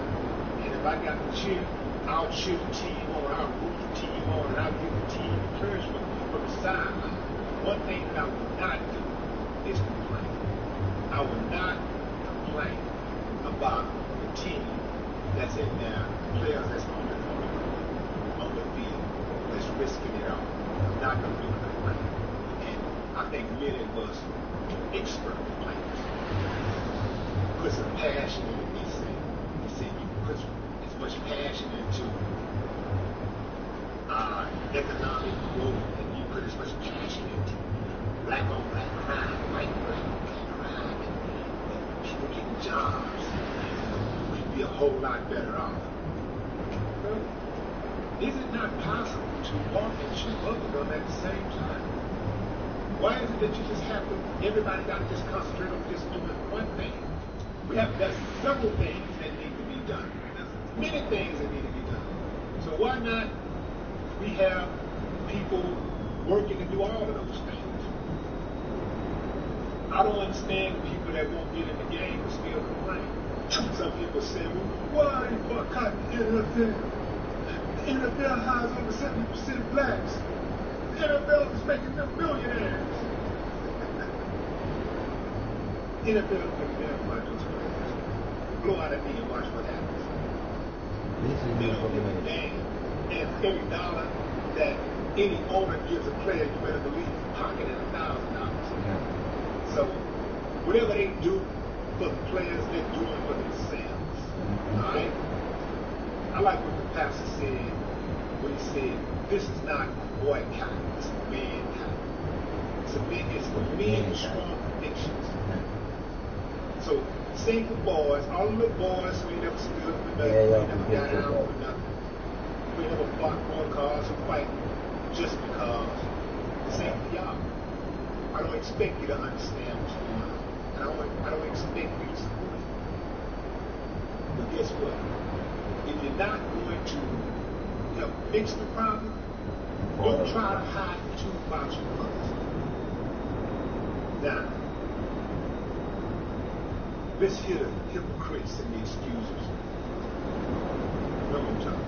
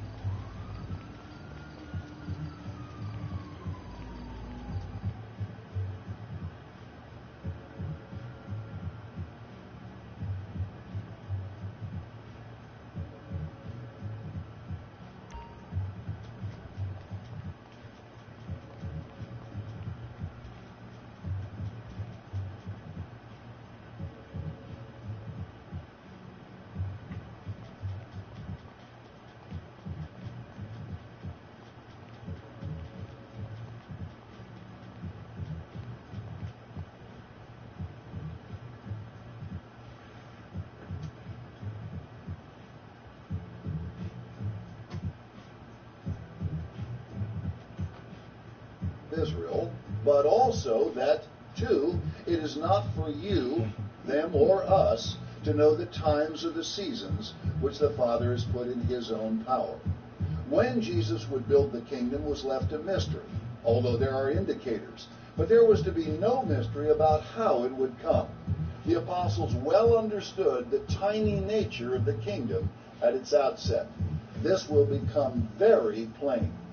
But first let's ask, how many more comings of Jesus?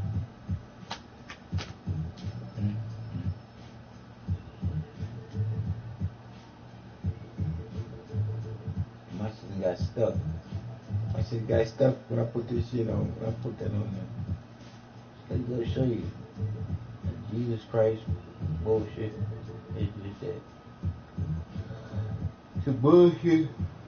You could you ask people in what y'all believe in and think about it. Just saying.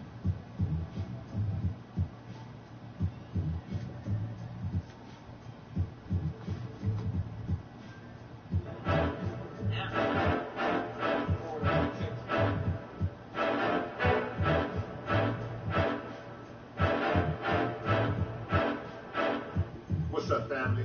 With a heavy heart, we say goodbye to our brother Dick Gregory, who died Saturday of heart failure. Dick was a pioneering force in comedy who used his platform as a springboard for social and political activism. He was fearless. In this clip that I'm about to show you guys, it's Dick participating in a panel discussion for the state of the Black Union. And he gives his thoughts on a variety of issues. Dick was fearless. Look him up. It's documented. Things that he did, the sacrifices that he made for the black community specifically, but also to advance America as a society. He participated in boycotts, rallies, protests, sit-ins. He lent his name, his influence. He made personal and business sacrifices. He went to jail and even put his life on the line, all in the name of justice. And for that, Dick Gregory, we're forever grateful to you. You was an angel and a soldier. Rest in peace, homie. No more talk. But first, let me forget the intellectual stuff right now, which I love. And I've got to get down to some personal business, which you'll probably find out about after we leave here. I was standing back in the back, waiting to come on when you had your sponsors out here. So when they came by, they passed me, and I did say something to them. And I know they're going to tell me.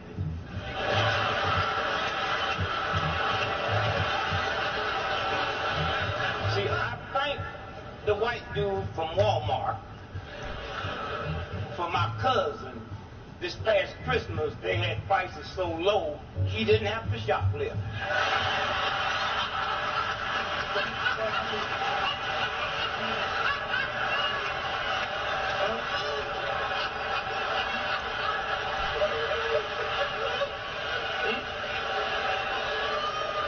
Now, I know they're going to tell you. Yeah. The brother that passed by from ExxonMobil, now a lot of people don't know, they had gift packages for us, you know, and they had an ExxonMobil credit card for gas. Right. I gave him mine back. Because I said every time I go to Exxon and buy gas, I love water. A gallon of water costs more than a gallon of gas. Can you give me a water card?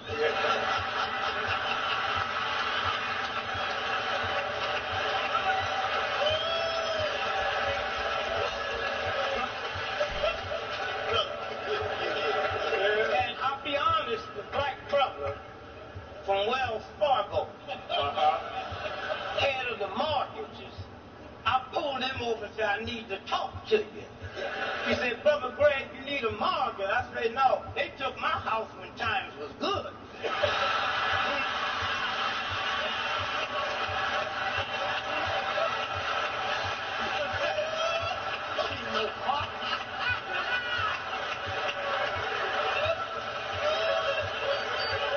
So here's what I asked him. Yes, sir. I asked for a loan and a cosigner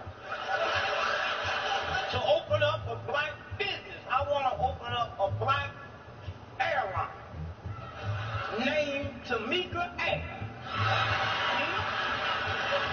And my motto will be, we leave late, but we get you there on time.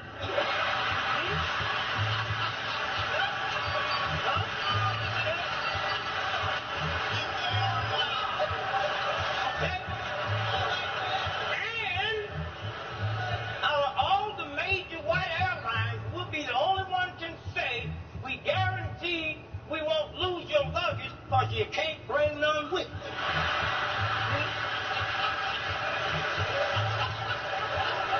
And we're going to be a good Christian airline. We ain't selling no alcohol on the flight. You bring your own, we just stand for center. That's so I just want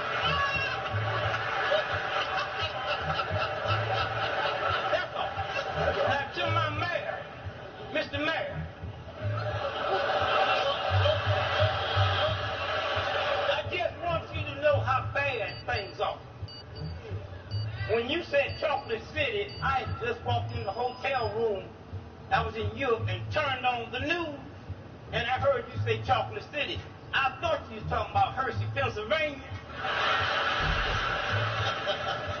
And then I heard all the white folk complaining about you calling this town Hershey, Pennsylvania. Look, all my life, they call this town Sin City, and nobody cares.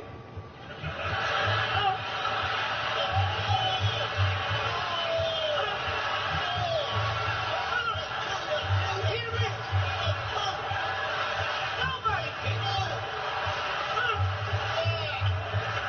Nobody. Sin means evil, deceitful, nasty, ungodly, unspirited. When you say chocolate means love, kindness, taste good, is good.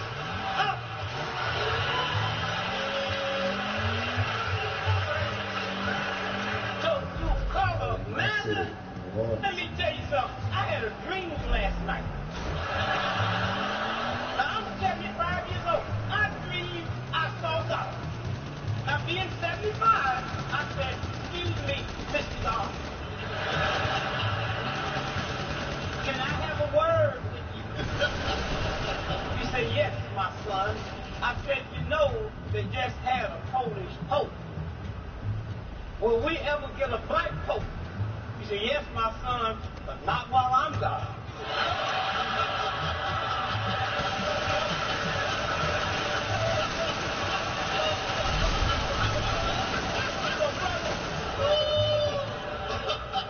Don't have no problem, son. And finally, let is thank you.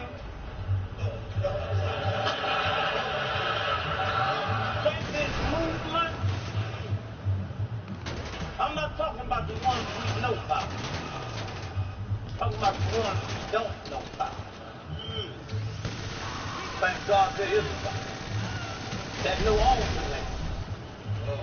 And because of this movement, I didn't come up in a civil rights family. Nobody teach me that. I thought everything was okay. I didn't get it at home. And when I heard it at home, I heard it from some ignorant point of view. Is these redneck, uneducated, hot bad crackers that create the problems. And at 9 years old, I say, since when that type of white boy determined public policy? My problem with the president of Harvard, Yale, and MIT, and the major corporations until we leave this little daddy boy alone. We will never deal with it. So again, I say, where I am from this movement, it gave me a turtle philosophy after looking at that black woman I'm married to and being part of this movement. I am the turtle. Hard on the outside, soft on the inside, and willing to stick your neck out. That's what it's about. Huh? That's what it's about. Huh? That's what it's about. And all of us in this movement, I'll come up as a black man thinking hard on the inside, hard on the outside, but I wasn't hard on nobody but black folks. And looking at my wife deal with Hello, you're through to Merriweather Security Consulting. What can I do for you? Let me just say this. I'm tired of people talking about this election from the standpoint of fear. Fear is God cannot occupy the same space.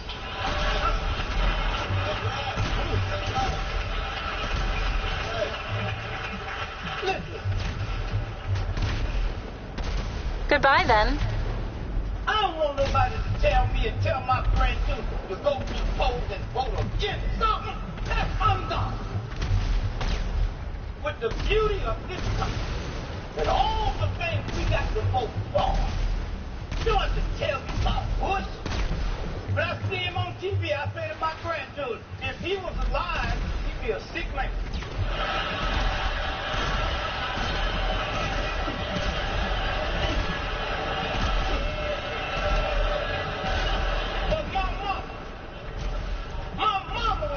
Busy teaching me about the devil, I'm a grown man before I found out the beauty of God. Huh? I don't need to talk about the filth. The filth speaks for itself. For itself, and I say thanks to the most powerful folks in the history of America. The black woman and the black church. Yes. Huh? Huh? And I never knew how smart that black woman was. So I look at my wife Lillian. That didn't make it. It was when Kobe Bryant got in that mess. You remember? They accused Kobe Bryant of raping a white woman. And he went home and bought his wife $4 million diamond ring. Let me tell you something. If a white woman accused me of raping her, and I go and give my wife a $4 million diamond ring, she'll go get 2 more white rings.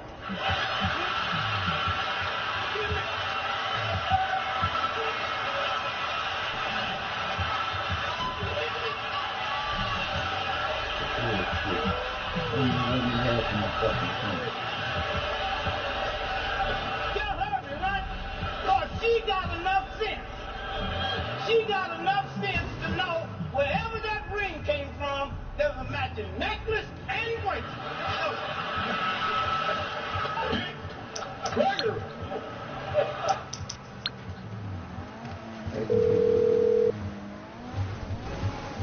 Hello, you're through to Pegasus Lifestyle Management. How can I help?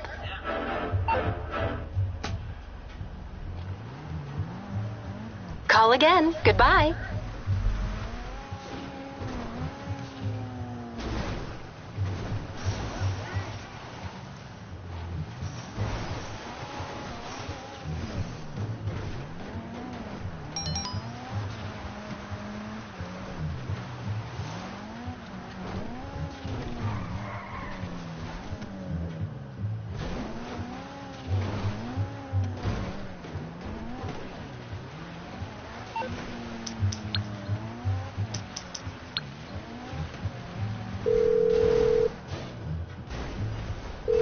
Hello, this is Pegasus Lifestyle Management. How can I help? Thank you, sir. Your spectacular aircraft is now ready for you at our nearest airfield.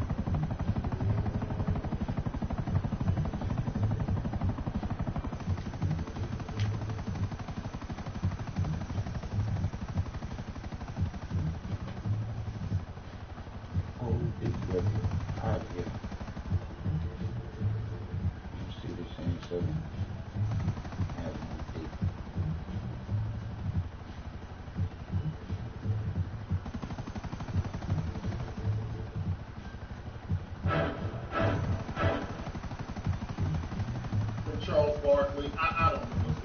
I don't really try to get into his mix.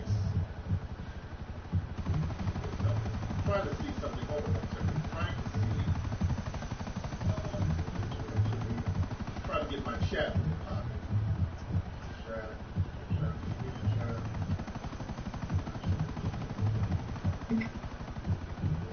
That we are ready. Since I believe we are ready and set, I'm going to try to get this done really quick and tell you guys I have some real late breaking news. Ladies and gentlemen, breaking news, breaking news, breaking news,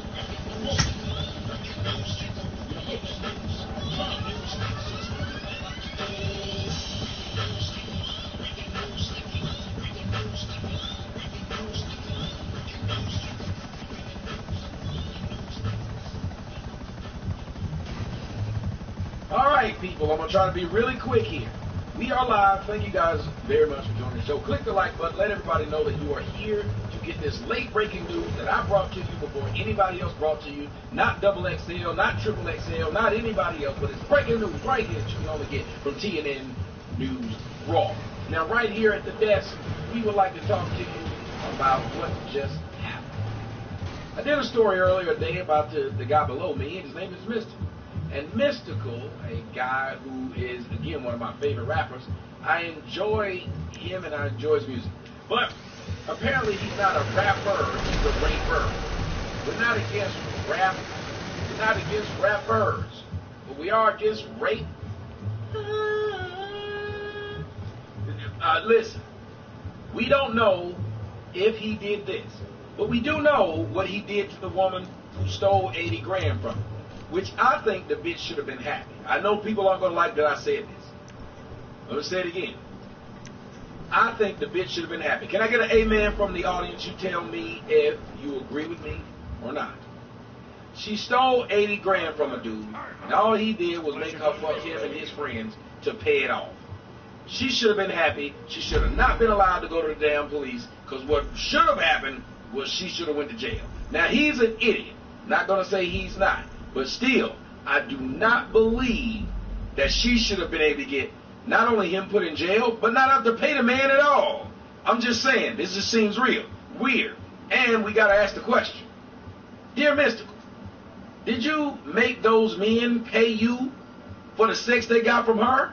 Or were you just a real giving person like that? Because if y'all gonna get some of this $80,000 pussy, y'all chipping in. Did that dumb shit. I don't know if she got off easy.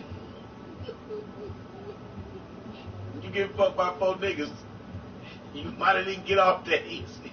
No, I mean, if 4 niggas are giving you dick, though, she might have got off pretty easy. So this woman got $80,000 or orgasm and the niggas put in jail. Like, come on, dog. Anyway, let's get to the story. Right now, Mystical is on the run because what supposedly happened in Shreveport, Louisiana. Shreveport, Louisiana, there was a woman who claimed that Mystical had raped her last year. And not only did he rape her, but he got the help of another woman. God, dog, stop sending me your fucking messages. How do I stop these bastards from sending me messages? Why do these messages come up? Anyway, supposedly, yes, $80,000, no lie. Supposedly he raped some woman, and it happened last year. And now they got DNA evidence, which means that he nutted on her or in her, along with another man who's currently in jail. And this woman, who they believe helped to hide it, or tried to help to hide it. The woman that you see, her name is Tashina Arnold.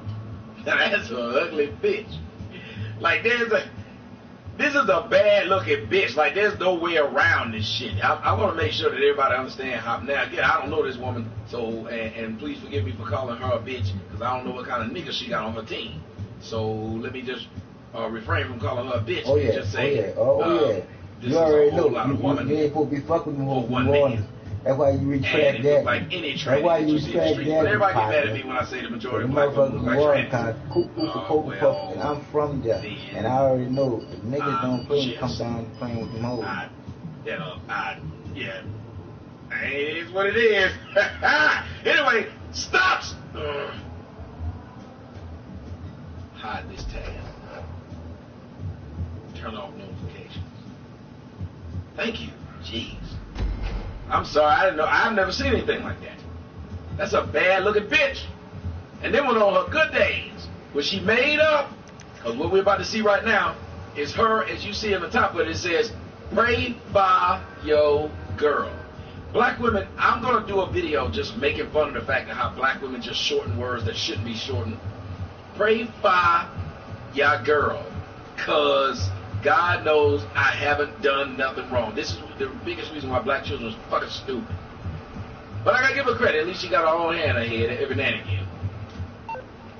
Them titties just look like big old whoopee cushions. Like, ooh, man, let's go ahead and get. What she did was explain why she's currently on the run. Hello, Pegasus Lifestyle Management. How can I help you? You know what black women do.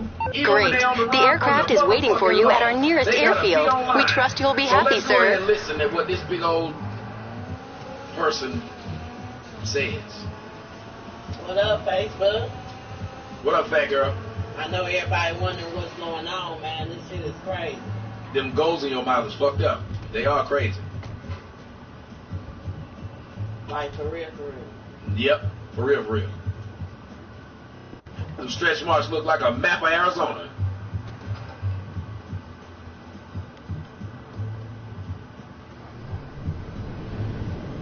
Hey, boo.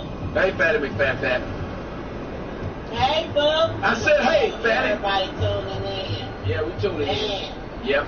This is so crazy, like for real, for real. Yeah, for real, for real. Yeah, I took my Facebook down because I already knew everybody was going to start hitting me up on some bullshit, you know what I'm saying? Because of all this bullshit going on. That's right, Vince. This is really some bullshit for real. I want you. That woman look like Vince Wolf. I'm sorry, she does. Y'all to stay prayed up because only thing I stay prayed up did is made a phone call. You know what I'm saying? To a friend, I asked her, was she okay? She said she was okay. You know what I'm saying? I ain't trying to get that girl to do nothing. Does nobody have a problem with the fact that she just got online just smoking a damn blunt while being on the run from the police? Let's continue. Fair use, nigga. Fair use. But if you telling me that you all right and ain't nobody did nothing to you, then why send some innocent people to jail? I agree. If you tell me ain't nobody did nothing to you, and you is okay, and you ain't heard about nothing that's going on, so you know I'm going to say, well, you need to go up there and see what's going on and drop these charges because, you know what I'm saying, some innocent people about to go to jail for something that your boyfriend done. I have no idea how they keep on sending me these fuck-ass notifications. Because he was mad because this girl done ditched him all night to go chill. You know what I'm saying? Come on now. Now, why is Mystical trying to get pussy with this woman? This thing.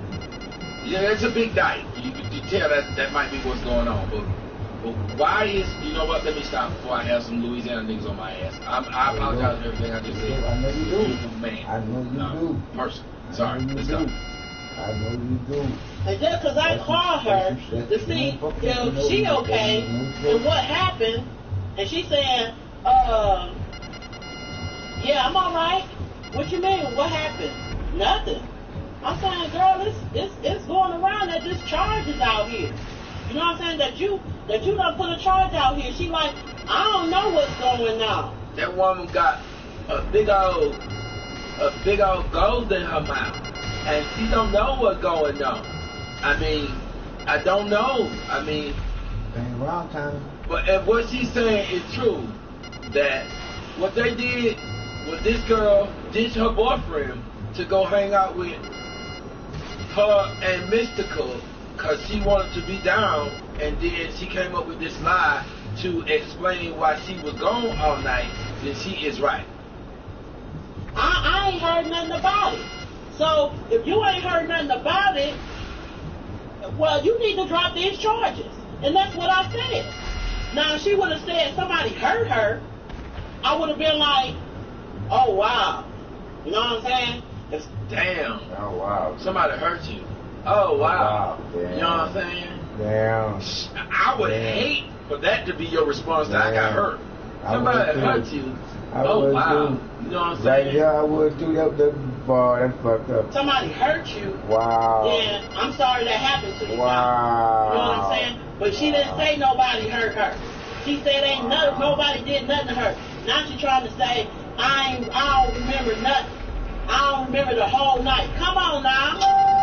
Why do black women's hands not have mouths on it? Because the way she's moving her hand, it would be awesome if she could just stop and smoke the blunt and the hand would keep on talking. But the hand would just finish the conversation. And we all know exactly what the hand was saying. You know what I'm saying? Come on now. Don't do that. That's all I'm saying. And then come to find out, after I talked to the girl, she make a damn statement. You know what I'm saying? Talking about, I don't know what her statement was, but she made a statement. But when I called her to see what's going on, she said that she made a statement talking about, I don't know what her statement was. No, she say nothing.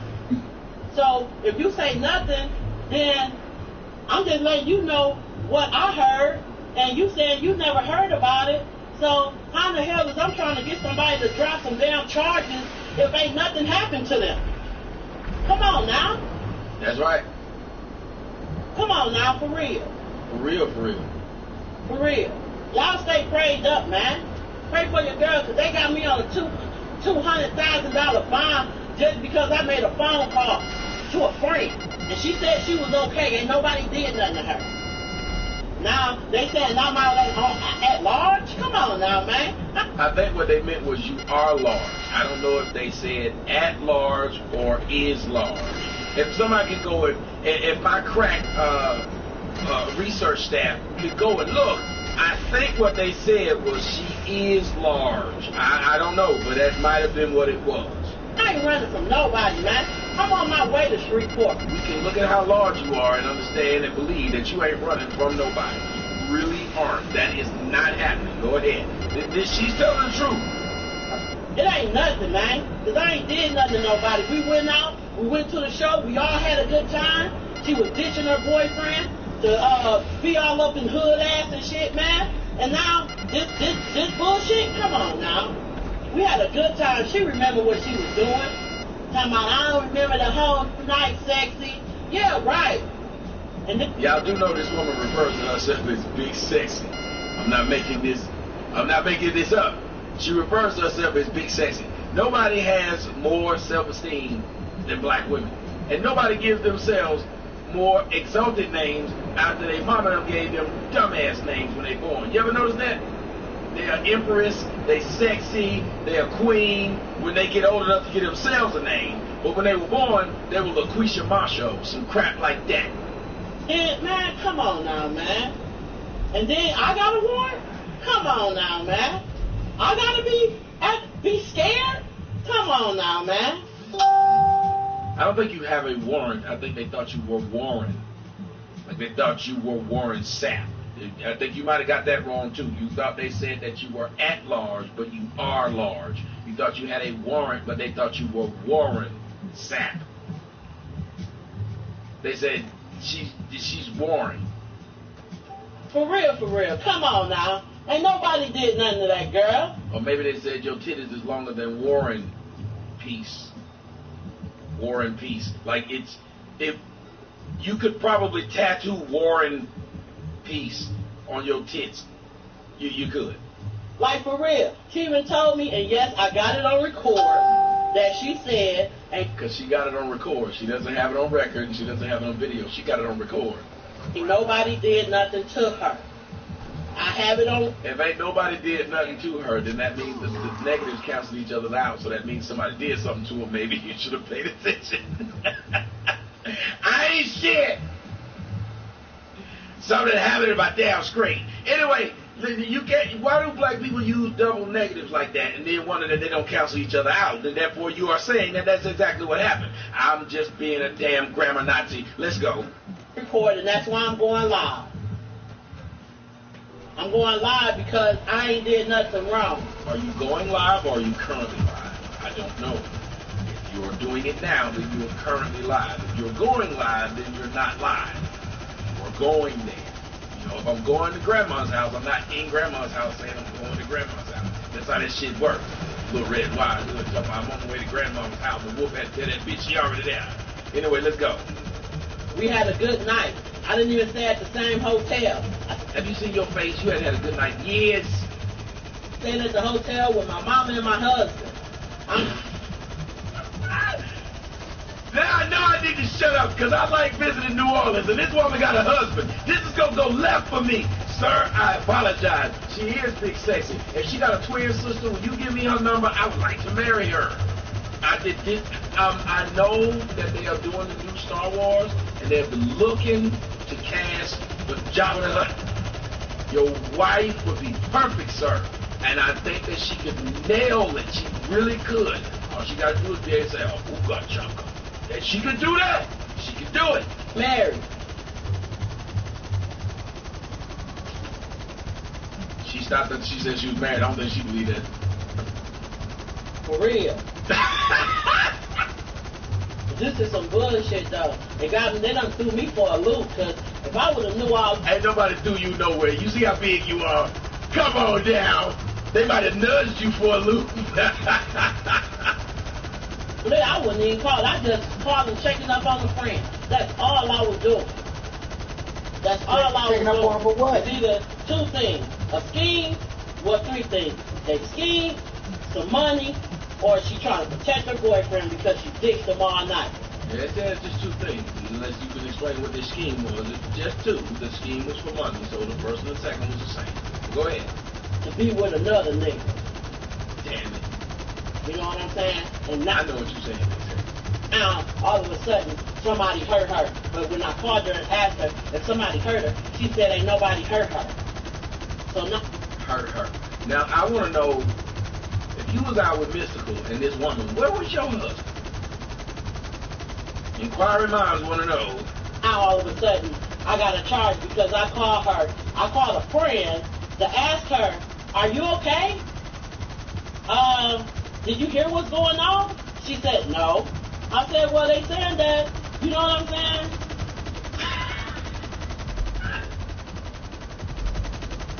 I called my friend and I said, you okay? She said, no, what's going on? You know, I'm just asking because they saying that. You know what I'm saying? Black folks love saying, you know what I'm saying, before they done said what the fuck they said. No, I don't know what you saying. Say it first. Then I know what you were damn saying. It's a rape charge going on. Where you hear that from? I ain't heard nothing. Okay, so if you ain't hear nothing, then you need to go down there and clear these niggas' names because niggas getting locked up for this shit. So that's what I said. You know what I'm saying? That's what I said. Well, if you said it like that, I took it as a threat too, ma'am. I don't know how y'all normally speak in New Orleans. She doesn't even have a New Orleans accent. What accent does she have? Maybe like the Swamp Monster accent. I'm not really sure what she gets. If you didn't hear nothing, if you don't know nothing, and you don't remember nothing, and nobody done nothing to you, then you need to drop them charges and clear these people now. That's what I said. Now, when I called her and... Nobody did nothing to me. That means somebody did something to me. I said, hey girl, what's up? And she was like, nothing. I said, say, it's a charge going out here that you got raped. And then if she would have been like, yeah, sexy, they hurt me, I would have been like, oh, sexy. Wow. Really? She called herself sexy. Everybody call this woman sexy. This is a name that she just... Ooh, y'all niggas need... Nobody cares for eyes more than Pearl. And y'all need to go there. Get them checked. Really? They hurt you? And I would have been like, damn. Sorry to hear that, Mom. They raped you. Damn, sorry to hear that. But next time you have a chastity belt on your ass, I bet you will. I'll holler at you, do what you gotta do. But that's not the case. That's not what she said. She said that nobody do nothing to her. She said she didn't even hear about no charges. You know what I'm saying? She said, man, she was up hood ass all night, man. She was ditching her boyfriend to go and be with him. And now her boyfriend is the one that called the law. You know what I'm saying? And now she got to follow up. Either she protecting her boyfriend or they scheming for some fucking money. Because we had a good... Damn, I'm good. See how I corrected her and she came back and corrected herself again? She said it was three things. Either they're scheming, they want some money, or she tried to protect her boyfriend. But when she realized, she said they're scheming for some money, or she's like, well, fuck, it's the same thing. So at least she caught herself. That's a good thing. Good night. Like I said, I didn't sleep nowhere with them. I slept in the room with my husband. Right. I was with my husband. And I'm not running from nobody. I'm not running from nobody. Yeah, she flipped the fucking script. She flipped the script. Because if she got raped, then everybody would have went to jail that damn day. Come on now. And no, that ain't actually how it is. They give women the damn leeway to be able to say they got raped years later, and you need to take that up along with the rest of society needs to take up how women can just wait 9 years and say they got raped, and well, they can't wait 9 years for their positions. But the point is, I think they have up to 5 years, if I'm not mistaken. Somebody can look these statutes up for me in different states. But I think that women can wait up to 5 years to say they got raped.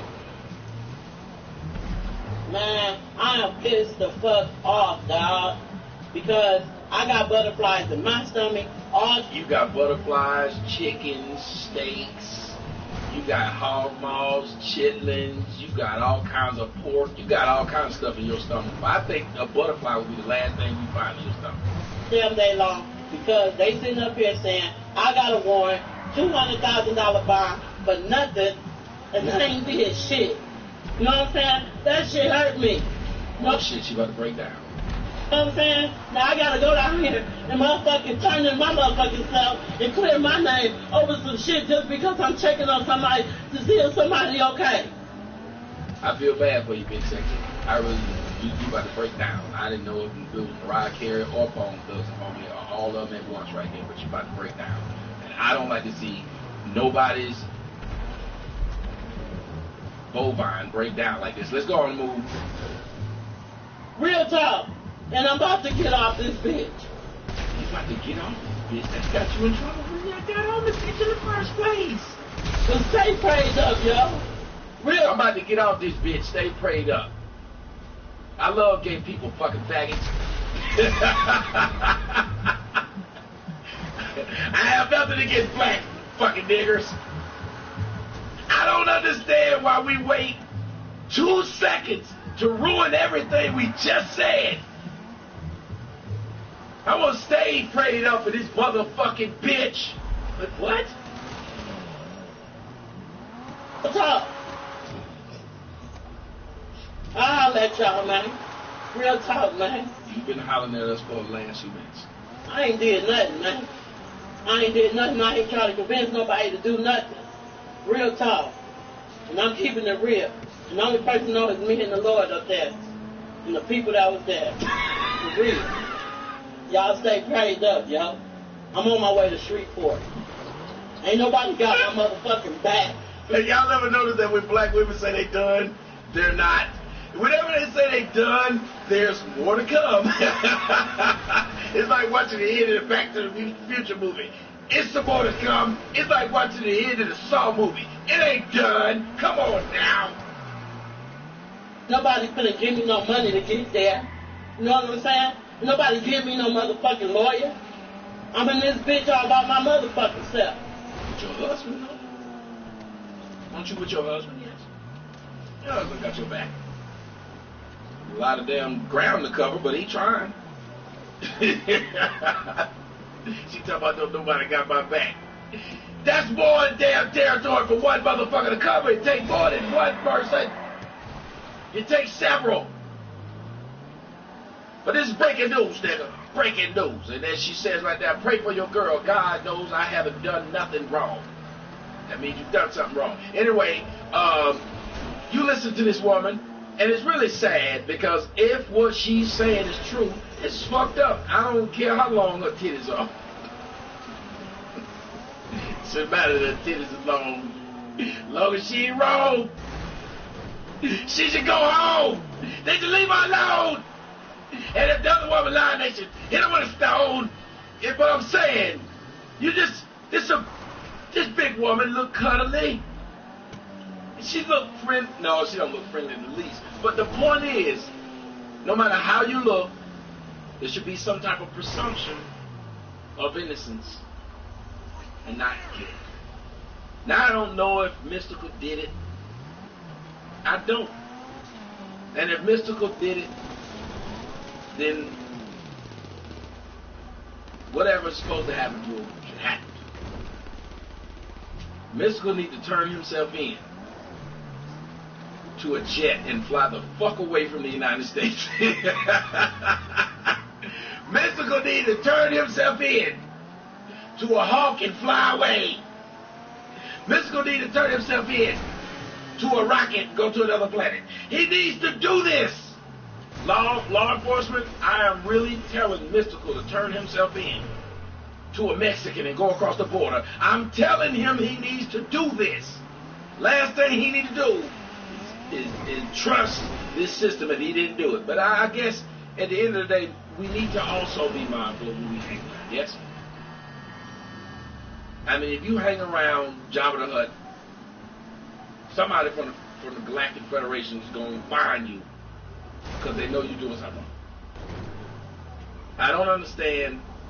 Somebody said they don't think he's guilty. I want to know who this woman is, who the woman who did it. And I still don't like the fact that you said I raped you a year ago. I raped you a year ago and you didn't tell nobody. That should be like a rule. I got away with it. It should be a 30-day rule. I don't know how long sperm lasts. But no. If they got DNA evidence, they got DNA from a woman that was looking for DNA. She went looking for dick and attention and she got both. And now, so I don't know. I think what they've been doing is investigating this for a year.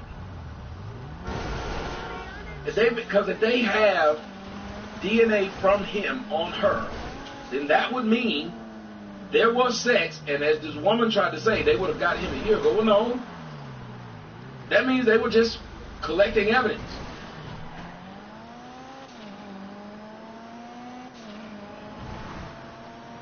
So that's why I believe that Mystical should turn himself in to a boat and get the fuck away from the United States. It just something should just, he should realize this. Nope, I'm not doing this. Mystical got out, he went to prison in 2003. He got out in 2009 or 10. He went back in 2012 because the girl he was dating, he beat her up. He told people at a concert, look, if you and your girl get into an argument, walk away. There's a problem though. You can't walk away from black chicks. They like Jay. Don't walk away, boy. They're not letting you walk away. When's the last time y'all been able to walk away from a black chick and she just be like, okay. I had a girl chase me through a hotel room because I didn't want to sleep in the hotel with her. I went downstairs in the picture. Come back! I said, I told you I don't want to be in there right now. You pissed me off. She kept following me around the hotel in front of these white people. Who does this? I don't know, matter to the heart might make you do shit like that. I don't know. It was fun to watch the bitch beg, to be perfectly honest. I ain't gonna lie. Fine ass bitch running around the hotel begging me. I kept on walking so niggas could see it. I'm like, look now, look. Tell y'all these bitches love me. Pull out my camera and everything. Tell the camera what you said. I suck your dick. See, I told you. But no, this is some crazy stuff. And it's breaking news. This big old fat girl. But her last message, now she doing, again, she Facebook Live it, but ain't turning her motherfucking ass in. Now after doing all that crying, I'm just going to show y'all why it's very hard to feel sorry for black women. Now mind you, she just cried, and I told y'all, I feel bad for these big old bitches. Right? And then she posted this.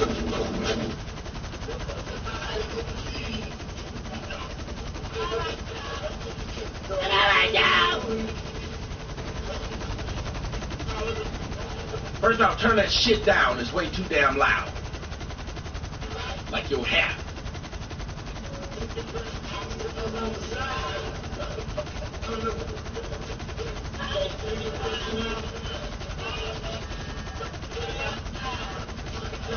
ain't the hook, bitch. Wait on the hook. You ever done that when people ride in the car with you, you singing a song and you got to the hook a little bit too early, you try to play it off? Or you forget the words, you in the second verse, it's in the third verse? My bad, dog. You just hope it be loud enough that they can catch it. And they looking at you like, I wish you shut the fuck up anyway. I was trying to listen to the song, not your ass.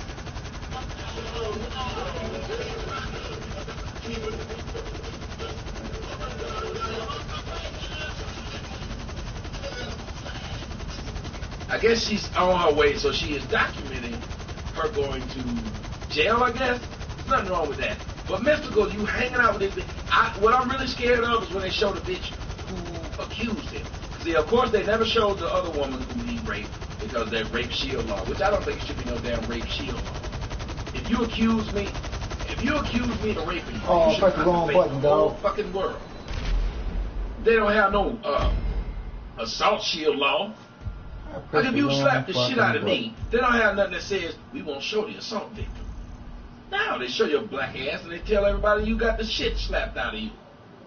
If you got raped or you claim you got raped, they should make you have to stand up in front of the world and tell everybody this nigga took my pussy and I didn't want it to be taken. Therefore, we can see both of them and I can look and say, oh, I know that bitch. That bitch is a liar. Have y'all noticed that that's what they're keeping women from? They're keeping women from somebody else realizing that bitch is a liar and a hoe and this is what she does. I don't think Mystical raped that girl, but God dog, he need to choose his damn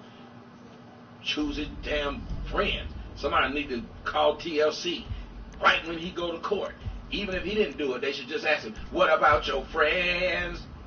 This hoe is 400 pounds. That's who you want to be down with you. Oh, what about your friends? Looking like Jabba the Hutt. I'm just trying to get some butt. Now it's coming back on you.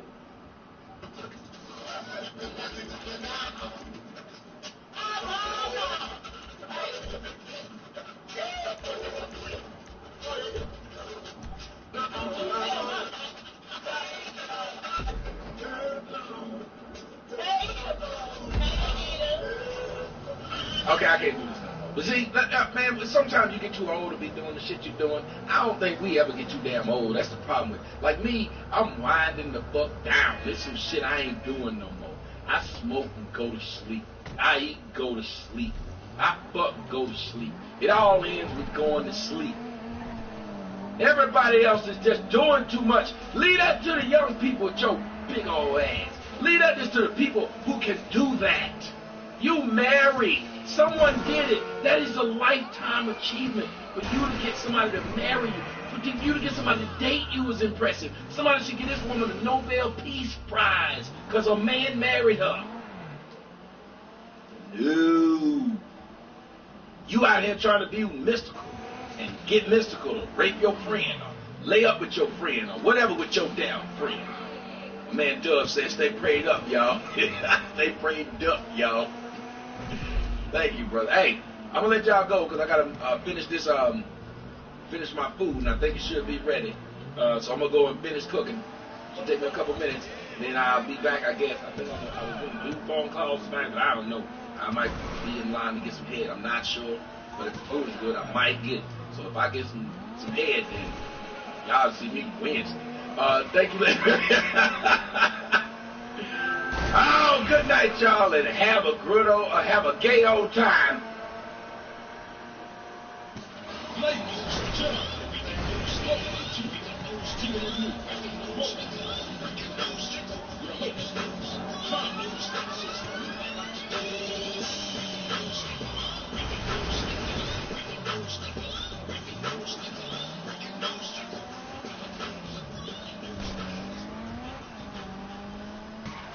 Wait a minute.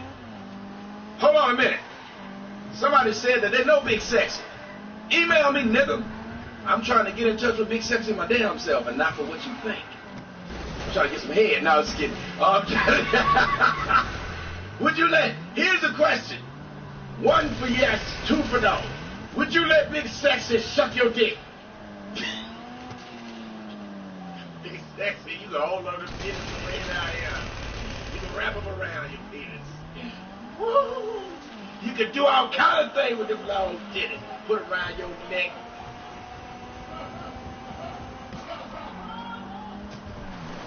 The titty longer than go with the wind.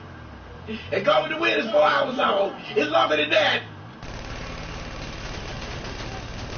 The titty was longer than Hamilton.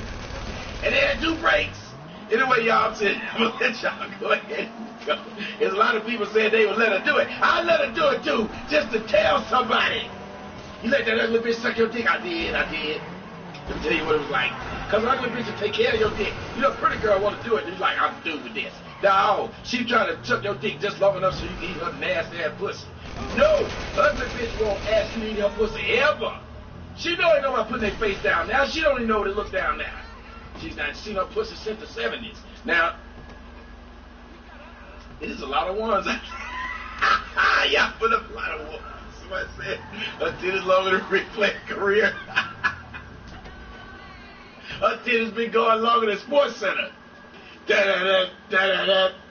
Her titties longer than The Simpsons. All right, y'all, I'm out.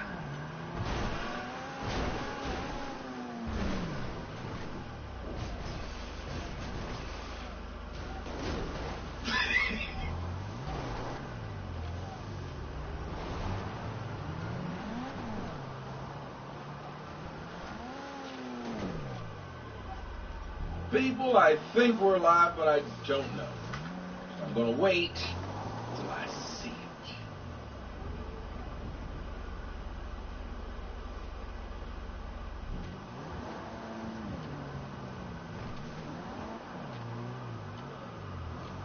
After that, let's take a look.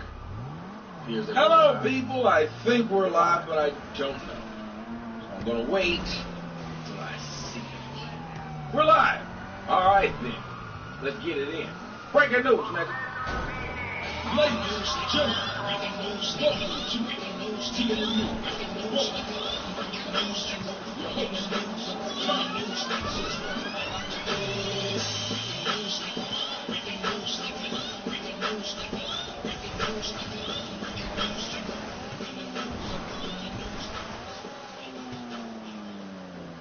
Hello, everyone.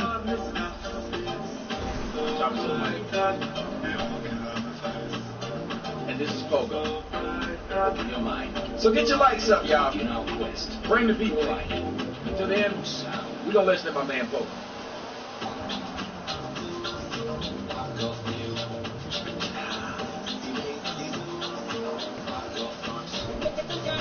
Everything in me.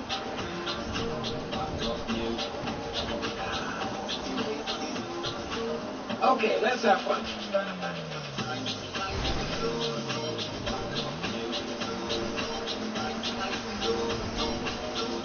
Click the like button, y'all. Get the likes up before we get started. Come on now, click the likes.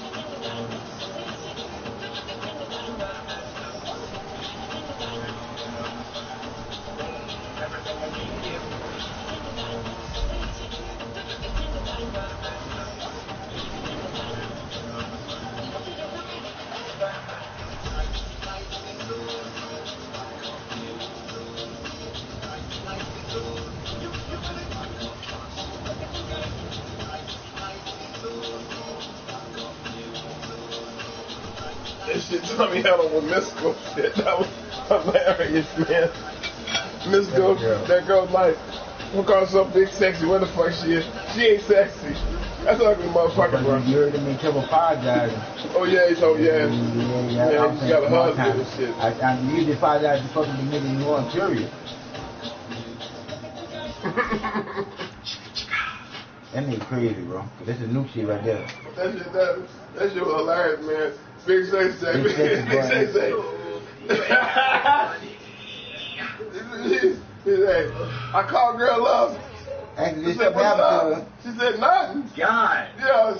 What she told? Was you raped? Do me a favor. No. Nothing happened. You need. I said you shouldn't even came home. Now I'm on the run and shit. I ain't on no run. Yeah, she should never even came home. You know how all those people are making videos talking about I'm a punk and I'm punked out and I should have went and fought that dude? Remember how all those people are saying I shouldn't have called the police? Remember that?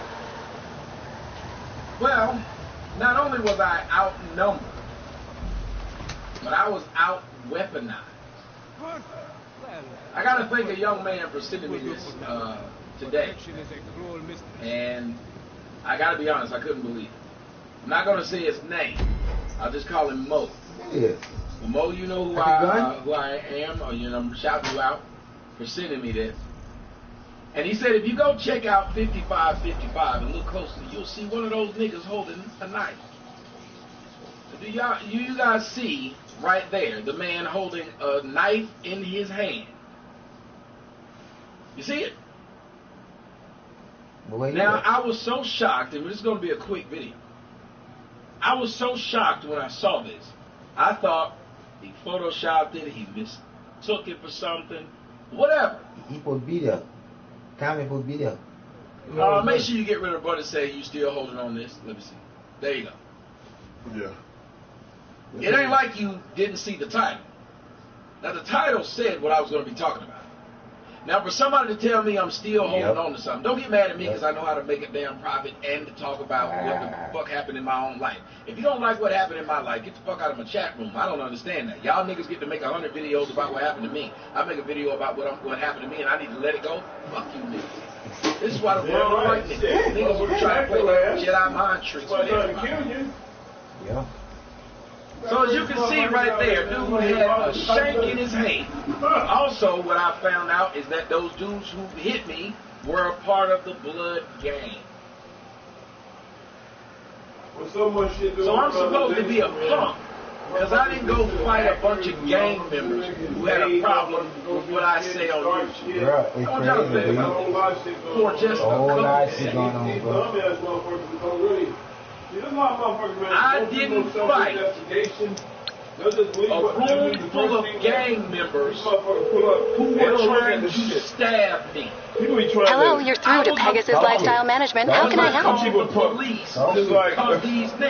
Your beautiful new aircraft is waiting at our nearest airfield. We hope you're very happy, sir. What I said. Now somebody asked, is it a knife though? What's his name? Adam Jones, man.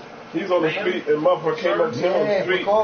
And yeah, that was a goody looking motherfucker. What do you hold like that? Tattoo looking retarded. Real retarded. He looking like somebody paid. What do you hold like that?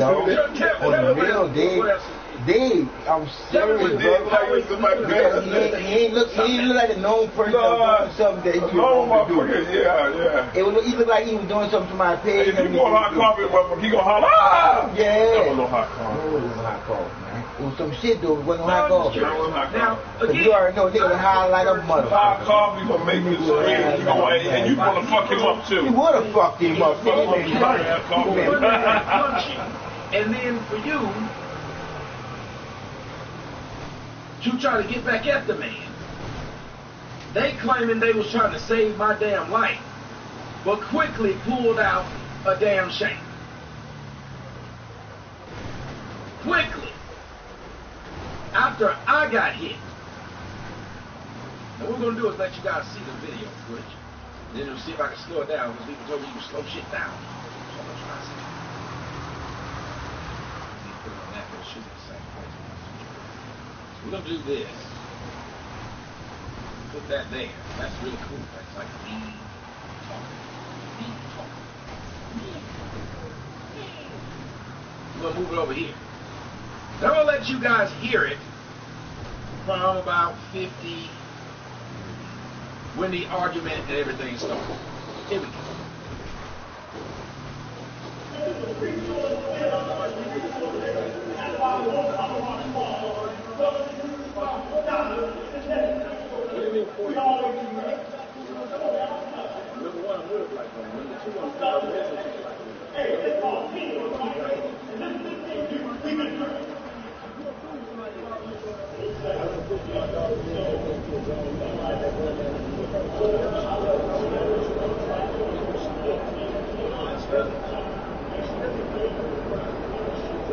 Now you guys see, I'm talking to this man, answering every question he asked, being very civil.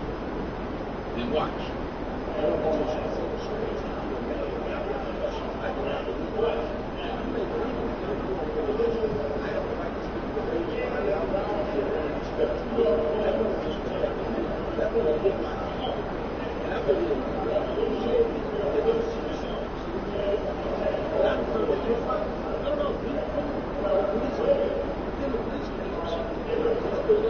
My arm looking quite jacked. I don't mean to say that, but my arms and shit look real jacked. I ain't trying to be on myself right now, but I'm looking at my arms on this video, and I see why that nigga hit me from behind. I see why that nigga didn't want it when I was face up with him.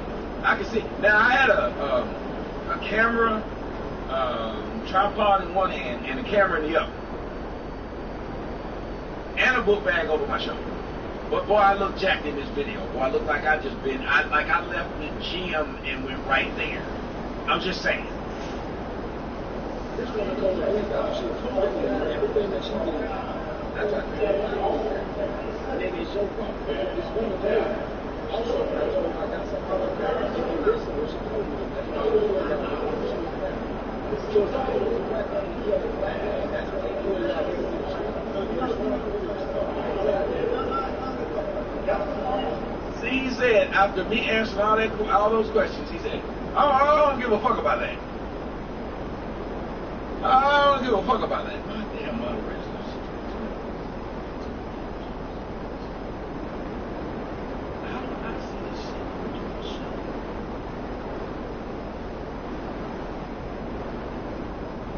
So after answering all these damn questions, he said, I don't give a fuck about it. He said, that's what's wrong with having you no good old motherfuckers anyway. And that's what I was like, okay.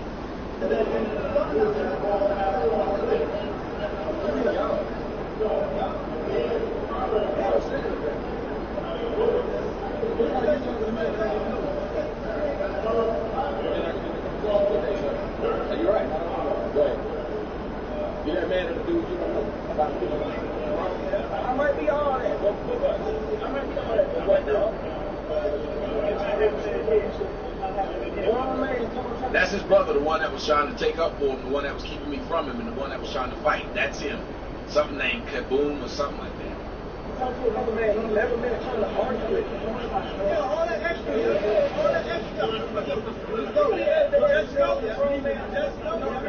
What did I do to That's that Q Butterface. That's that Q Butterface that told y'all that lie. He saved me. Straight up lie. Watching the video right now, you see it was a lie.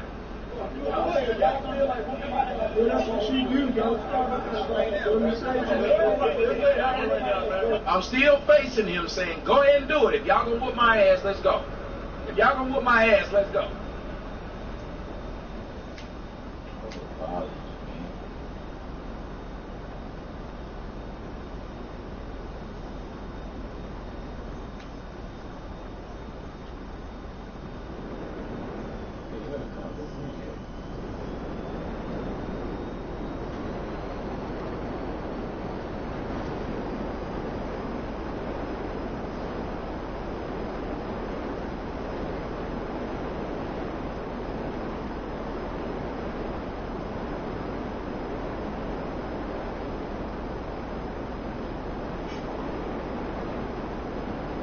facing him, nobody throws a punch.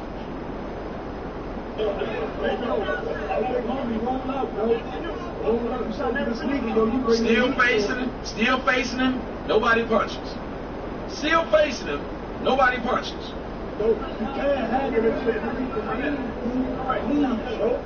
You can't handle this beat, please, yo, please. And that's when he hit me. Right there.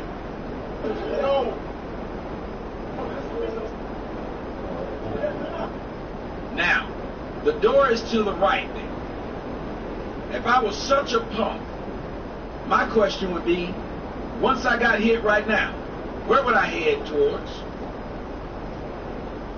I just want to know. If I'm such a punk, the door is to the right. I'm walking towards the door when he hit me. I immediately stopped, turned back around, went towards him.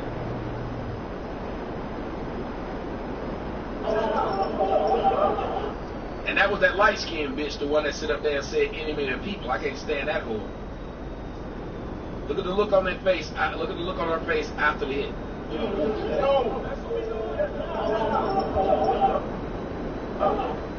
She thinks the shit's funny.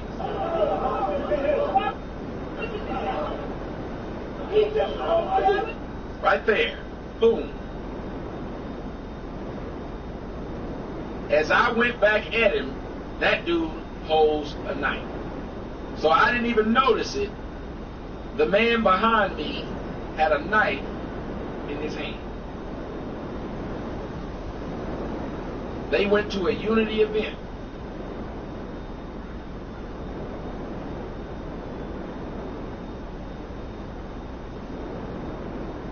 Went to a unity Black Power event with a knife.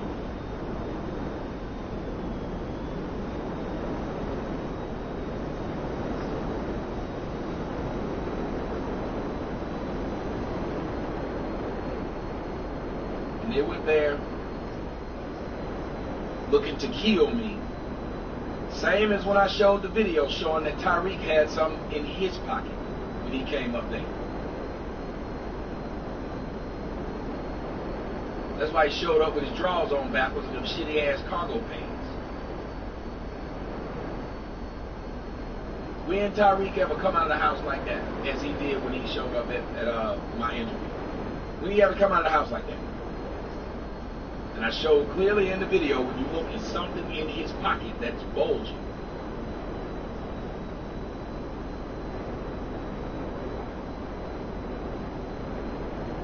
You know, my cousin Tone in the building.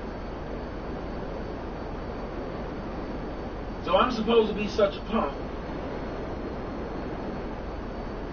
But the people who want me, bringing knives, Minister Jap bringing his homeboys, the light-skinned chick bringing her homeboys. This is what we doing. This is what we doing.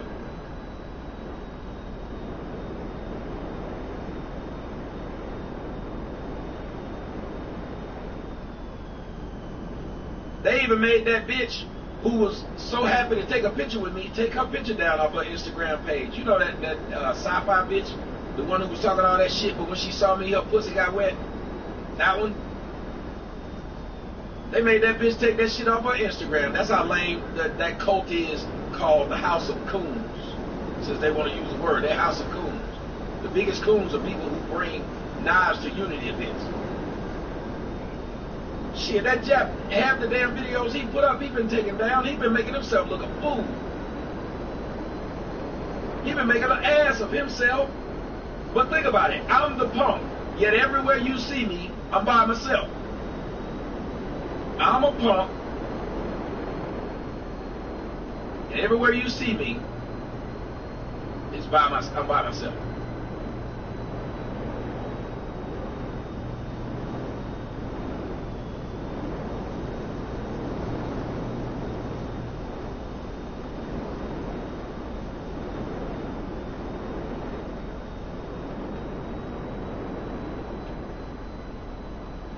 I just want y'all to understand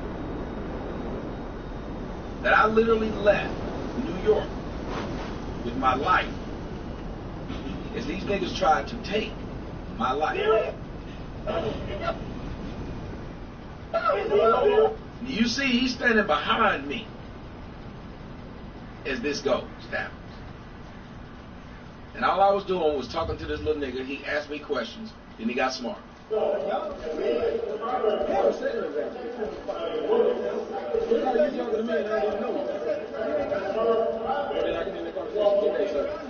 right, I don't want to know. Go ahead. You're that man of the dude you don't know about a video. I might be all that, but what? I might be all that, but what, dog? Grown man come on trying to talk to another man he never met, trying to argue with. Yeah, all that extra, all that extra. Just go. Just go. Grown man, just go. No reason. What did I do for him to call me to my face? Disrespect the black women. Yeah, just go. You disrespected black women. Q Butterface sit up there and told that lie to y'all. I saved Tommy. Didn't seem like he was saving it. It seemed like he was exacerbating. Look it up, nigga. He sat right there and said it. Yeah, you a pussy. Yeah, that's what she do, and I still don't understand that other guy appears to be recording. I don't know why he never dropped his angle. The Hebrew Israelite seemed to be recording. The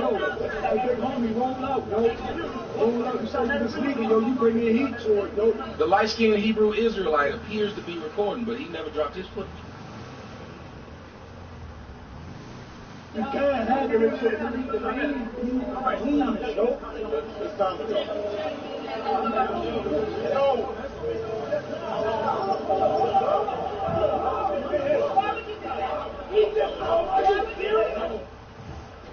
There it was right there.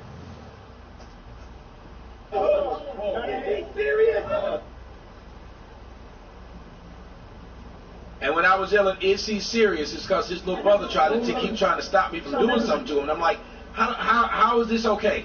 Your man hit me, but I ain't supposed to be able to hit him back. That's what we doing? Nigga, yo, you bring me a heat to it, yo. You can't have it until you read the name. Please, yo. It's time to go.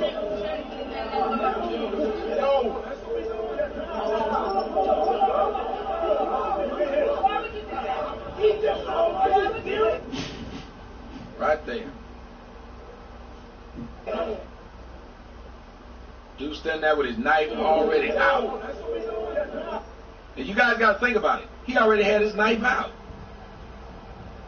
He already had his knife out. So he was ready to get it in already.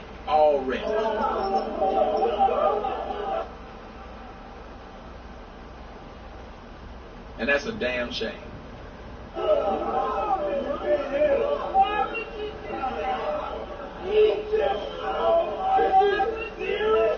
It's obvious it's a knife in slow motion.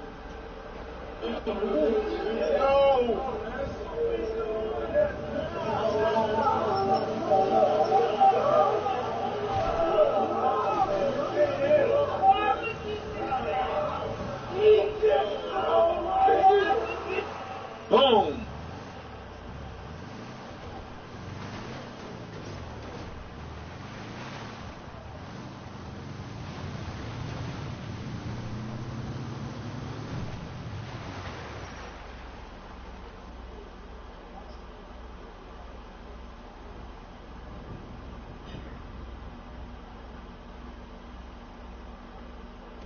Oh, I didn't catch it. Somebody who was watching it saw it. I didn't see it. And I don't want to say his name, but he saw it. He was already ready to fight me. They was already ready to stab me. Y'all understand this? Do y'all understand that this was literally a plot to take my damn life? As you can see. I see.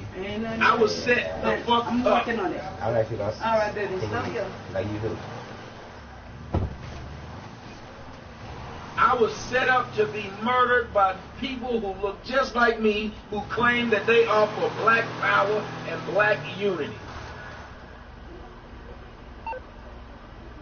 How you get set up like that by your own people?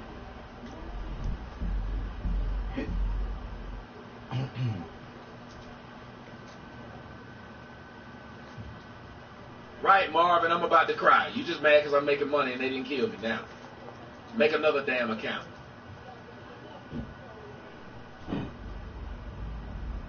Your little mission didn't succeed.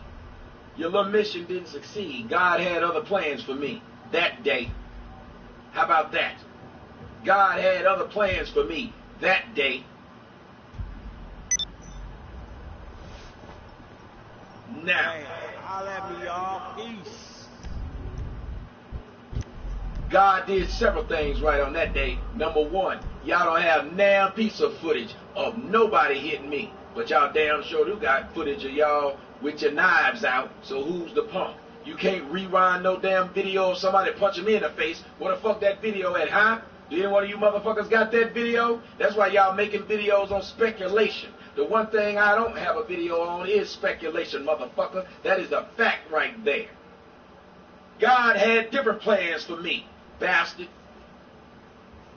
That's why y'all niggas in the position you in, because that's the plan God had for your ass all along. He knew you wasn't shit, you evil ass people walking around trying to blame something on everybody else.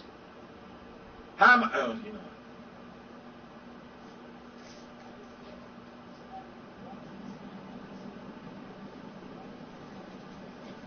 So you pulls out a knife, already had the knife out before I got punched. It was all a coordinated little bit of attack going on there. Y'all see that? It was a coordinated little attack that was supposed to go on. My black ass was supposed to go over there and run through all them.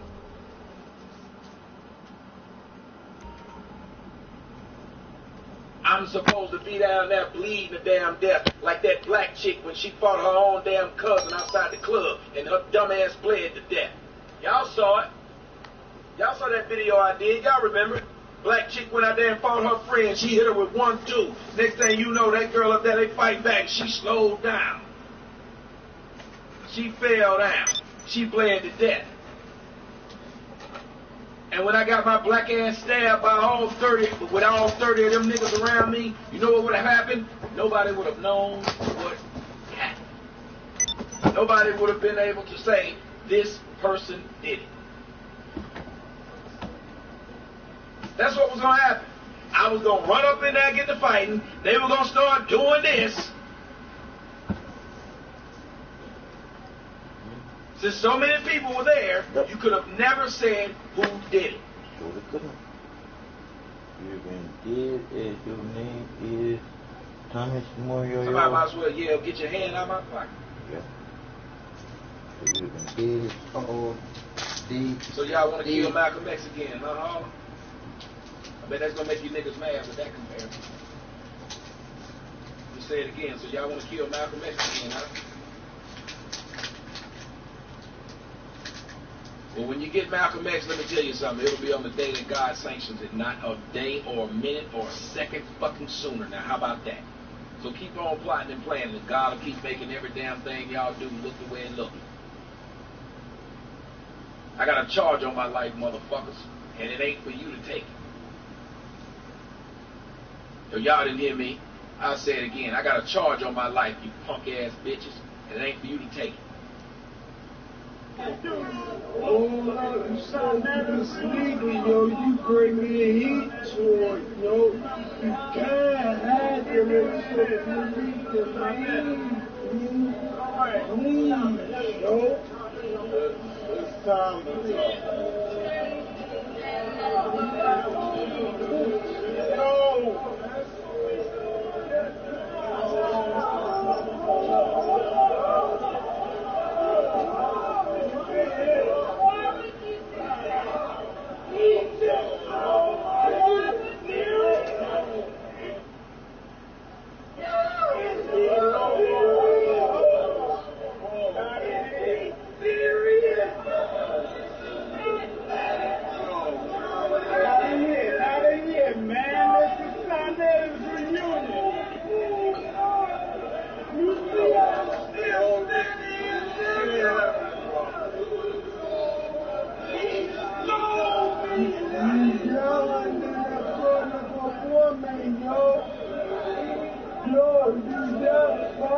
This asshole, you yelling in front of a woman. You see, I told him, I'm still here, nigga. I'm still here, I'm still standing. What?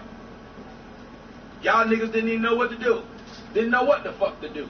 So why all these lame ass broke niggas running around telling me, you should have fought back, you should have did this, you should have did that. Fuck every one of them. I don't give a fuck what you say. Now, you just mad because your life going the way your life is going, which is down the fucking toilet. You hit a grown ass man from behind. Wouldn't hit him while he was looking at you. Hit me from behind, nothing happened. I think your niggas was shocked.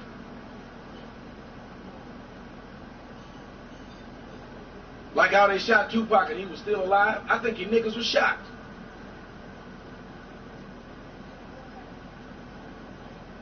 You set me up and ended up looking stupid. Who came out on the clean end of this? Huh? Who came out on the clean end of it? Come on, pro-blacks. Let me know who came out on the clean end of this. Me or you. Y'all look like punks. Y'all had that unsuccessful coordinated event. I got to give my cameraman credit for not filming. He said it looked like they were going to do something wrong, so I'm not going to film them hit you in the face. But he damn sure got them pulling out their knife. Got to give him credit. You're right. No. Go ahead. You that mad at a dude you don't know. I sound drunk. I might be all that, but what? I might be all that, but what, dog?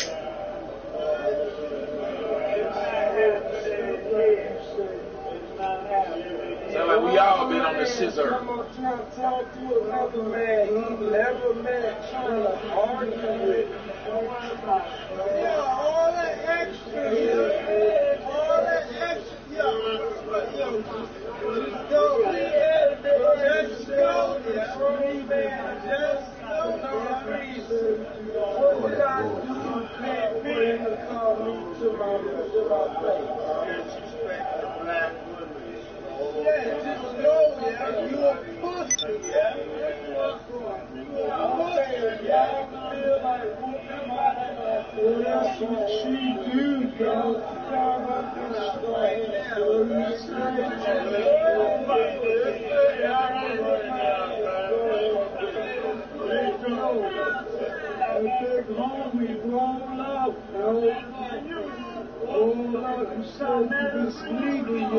Somebody wrote, you're not Tupac, bitch. There's no comparison. You're right, because Tupac died at 25. I'm still breathing, motherfucker, now.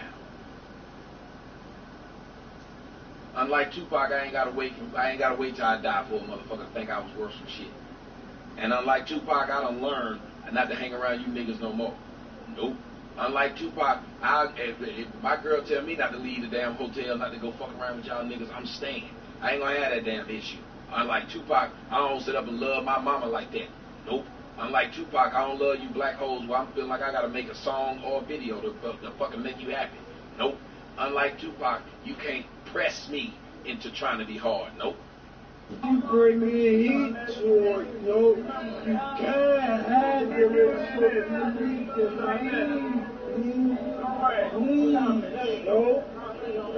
it's time to talk. And everybody, the solution to everything is so much fucking violence, man. Shit. It's like everybody is prone to violence, but when you sit there, you really sit there and think about it, where is it coming from? It's being pumped into the air. It's being pumped into the water. It's being y'all put with that into right the there. food. And if anybody could look at the blade on that knife, a wavelength of destruction. This is what the vibration is doing to the people. How much living you think I was gonna do? I'm just saying, when you sit there, you think about it. Come on, people. The truth is the truth. Period. Fuck all that bullshit. And the bullshit is just that. It's fucked up. It's fucked up.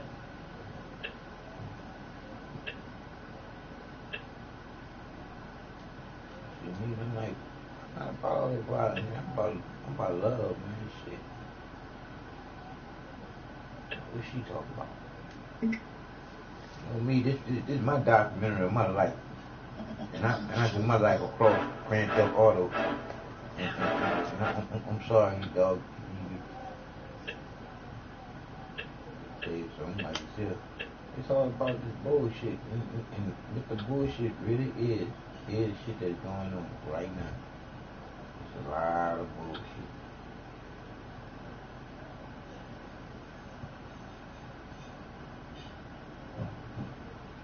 Every time I think about it, it's something about bullshit.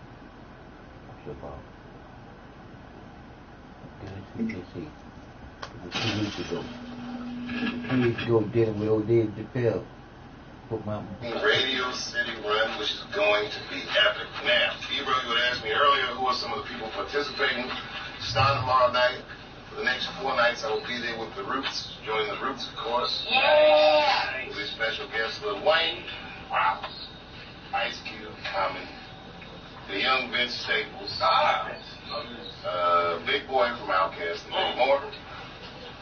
And then the weekend, Saturday and Sunday, I'll be there with Chris Rock.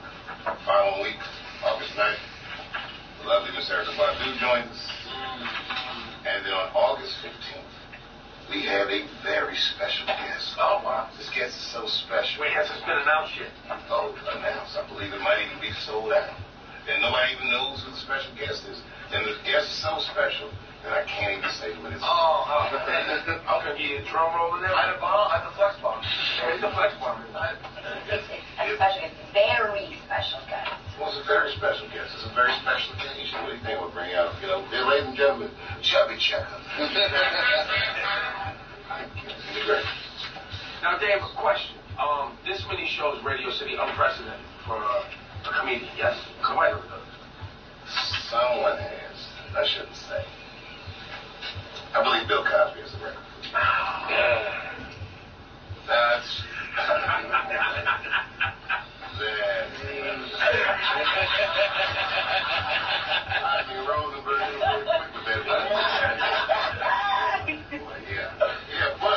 But actually, I think that at the end of this run, we will exceed that attendance record. This is pretty cool. Yeah. And is it extra special that it's Radio City? There's a certain aura of Radio City. That venue does mean a lot to me. You know, like the first time that I did a show that was larger than a comedy club was at Radio City. I was 19. I was opening for Aretha Franklin. And then I didn't come back to Radio City until whatever that run we did 3 years ago. 2-3 years ago. Wow. Yeah, it's a special place, man. It is.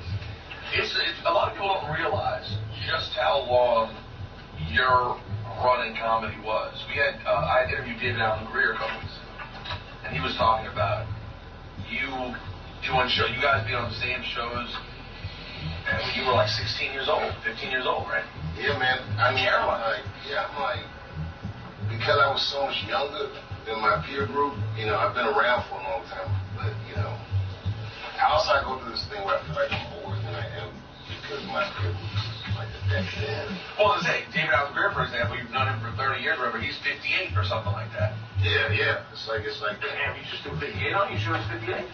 He was shockingly old. He told me, I was like, whoa, he's maybe 60. Shock, that's not shock. I had Eddie Murphy to watch on television and like Sanford and Simpson. And he goes, I am as old now as Red Fox was on the first season of Sanford. I was like, oh my God, he was like, I am as old now as Carol Connor was on the first season of All in the Family. Yeah, but Eddie looked like Eddie. You still look the same. It really does. Yeah, we eat better, or like even more money. There's definitely more money. Yeah. There's definitely more money, oxygen chambers, nutritionists. No, he's right though. He's right. You know, people of affluence don't age the same way as the people. You know what I mean? But I would say, Dave, you don't strike me as necessarily a nutritionist kind of guy. Oh, absolutely not. But I live well. You do live very well. Yeah, and I have effectively minimized my stress. And I exercise. And all these factors, I think, will contribute to my quality of life. Maybe not the length of my life, but if I was catch some kind of wild cold or Zika or something, I don't know. So I just don't worry about it. I just chill and do shows that I dream about. It's like a fantasy show. I'm living the dream. Well, you know that our good friend, Cypher Sounds, often tells me about you. His favorite thing about being around you is that you live the ultimate life in that you do exactly what you want to do on the timeline you want to do it. Well, it sure looks that way. You really You go to all the fights. You love fights, right? So you always go to all the fights. Will you be at McGregor or Mayweather? Okay, that fight I might not actually attend. Because you're worried it could like devolve into like a faux gelato fight or something? No, because it has all the suspense of a globetrotter. So you didn't watch it at all? All right, wait.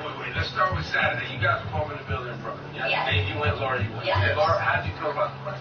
Well, I told you guys, we had just had the interview with Adrian Rodriguez, so I felt a little different about him. Like, I felt sorry for him. Everybody looks at me like I'm crazy because I felt sorry for him. Why? Because I felt like when we brought up the mental health issues and then, the way he was just reacting. And You guys brought up mental health issues? Well, we had to. He tried to commit suicide. He put a gun on the ground and was bugging out.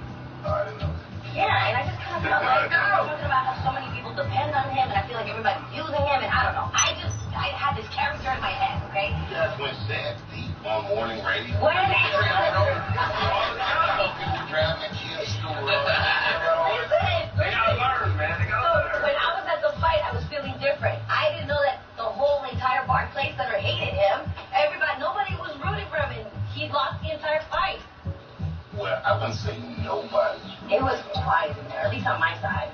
It was quiet because, the fight wasn't that eventful for casual boxing fans. Real boxing fans gonna at least get caught up in the suspense of can these guys accomplish the things they're trying to accomplish within the parameters of the game. The casual boxing fan doesn't understand like why they punching each other. At one point, Garcia was like, hit me, boom, boom, boom, boom. I did not hear him talking to you. I read his lips.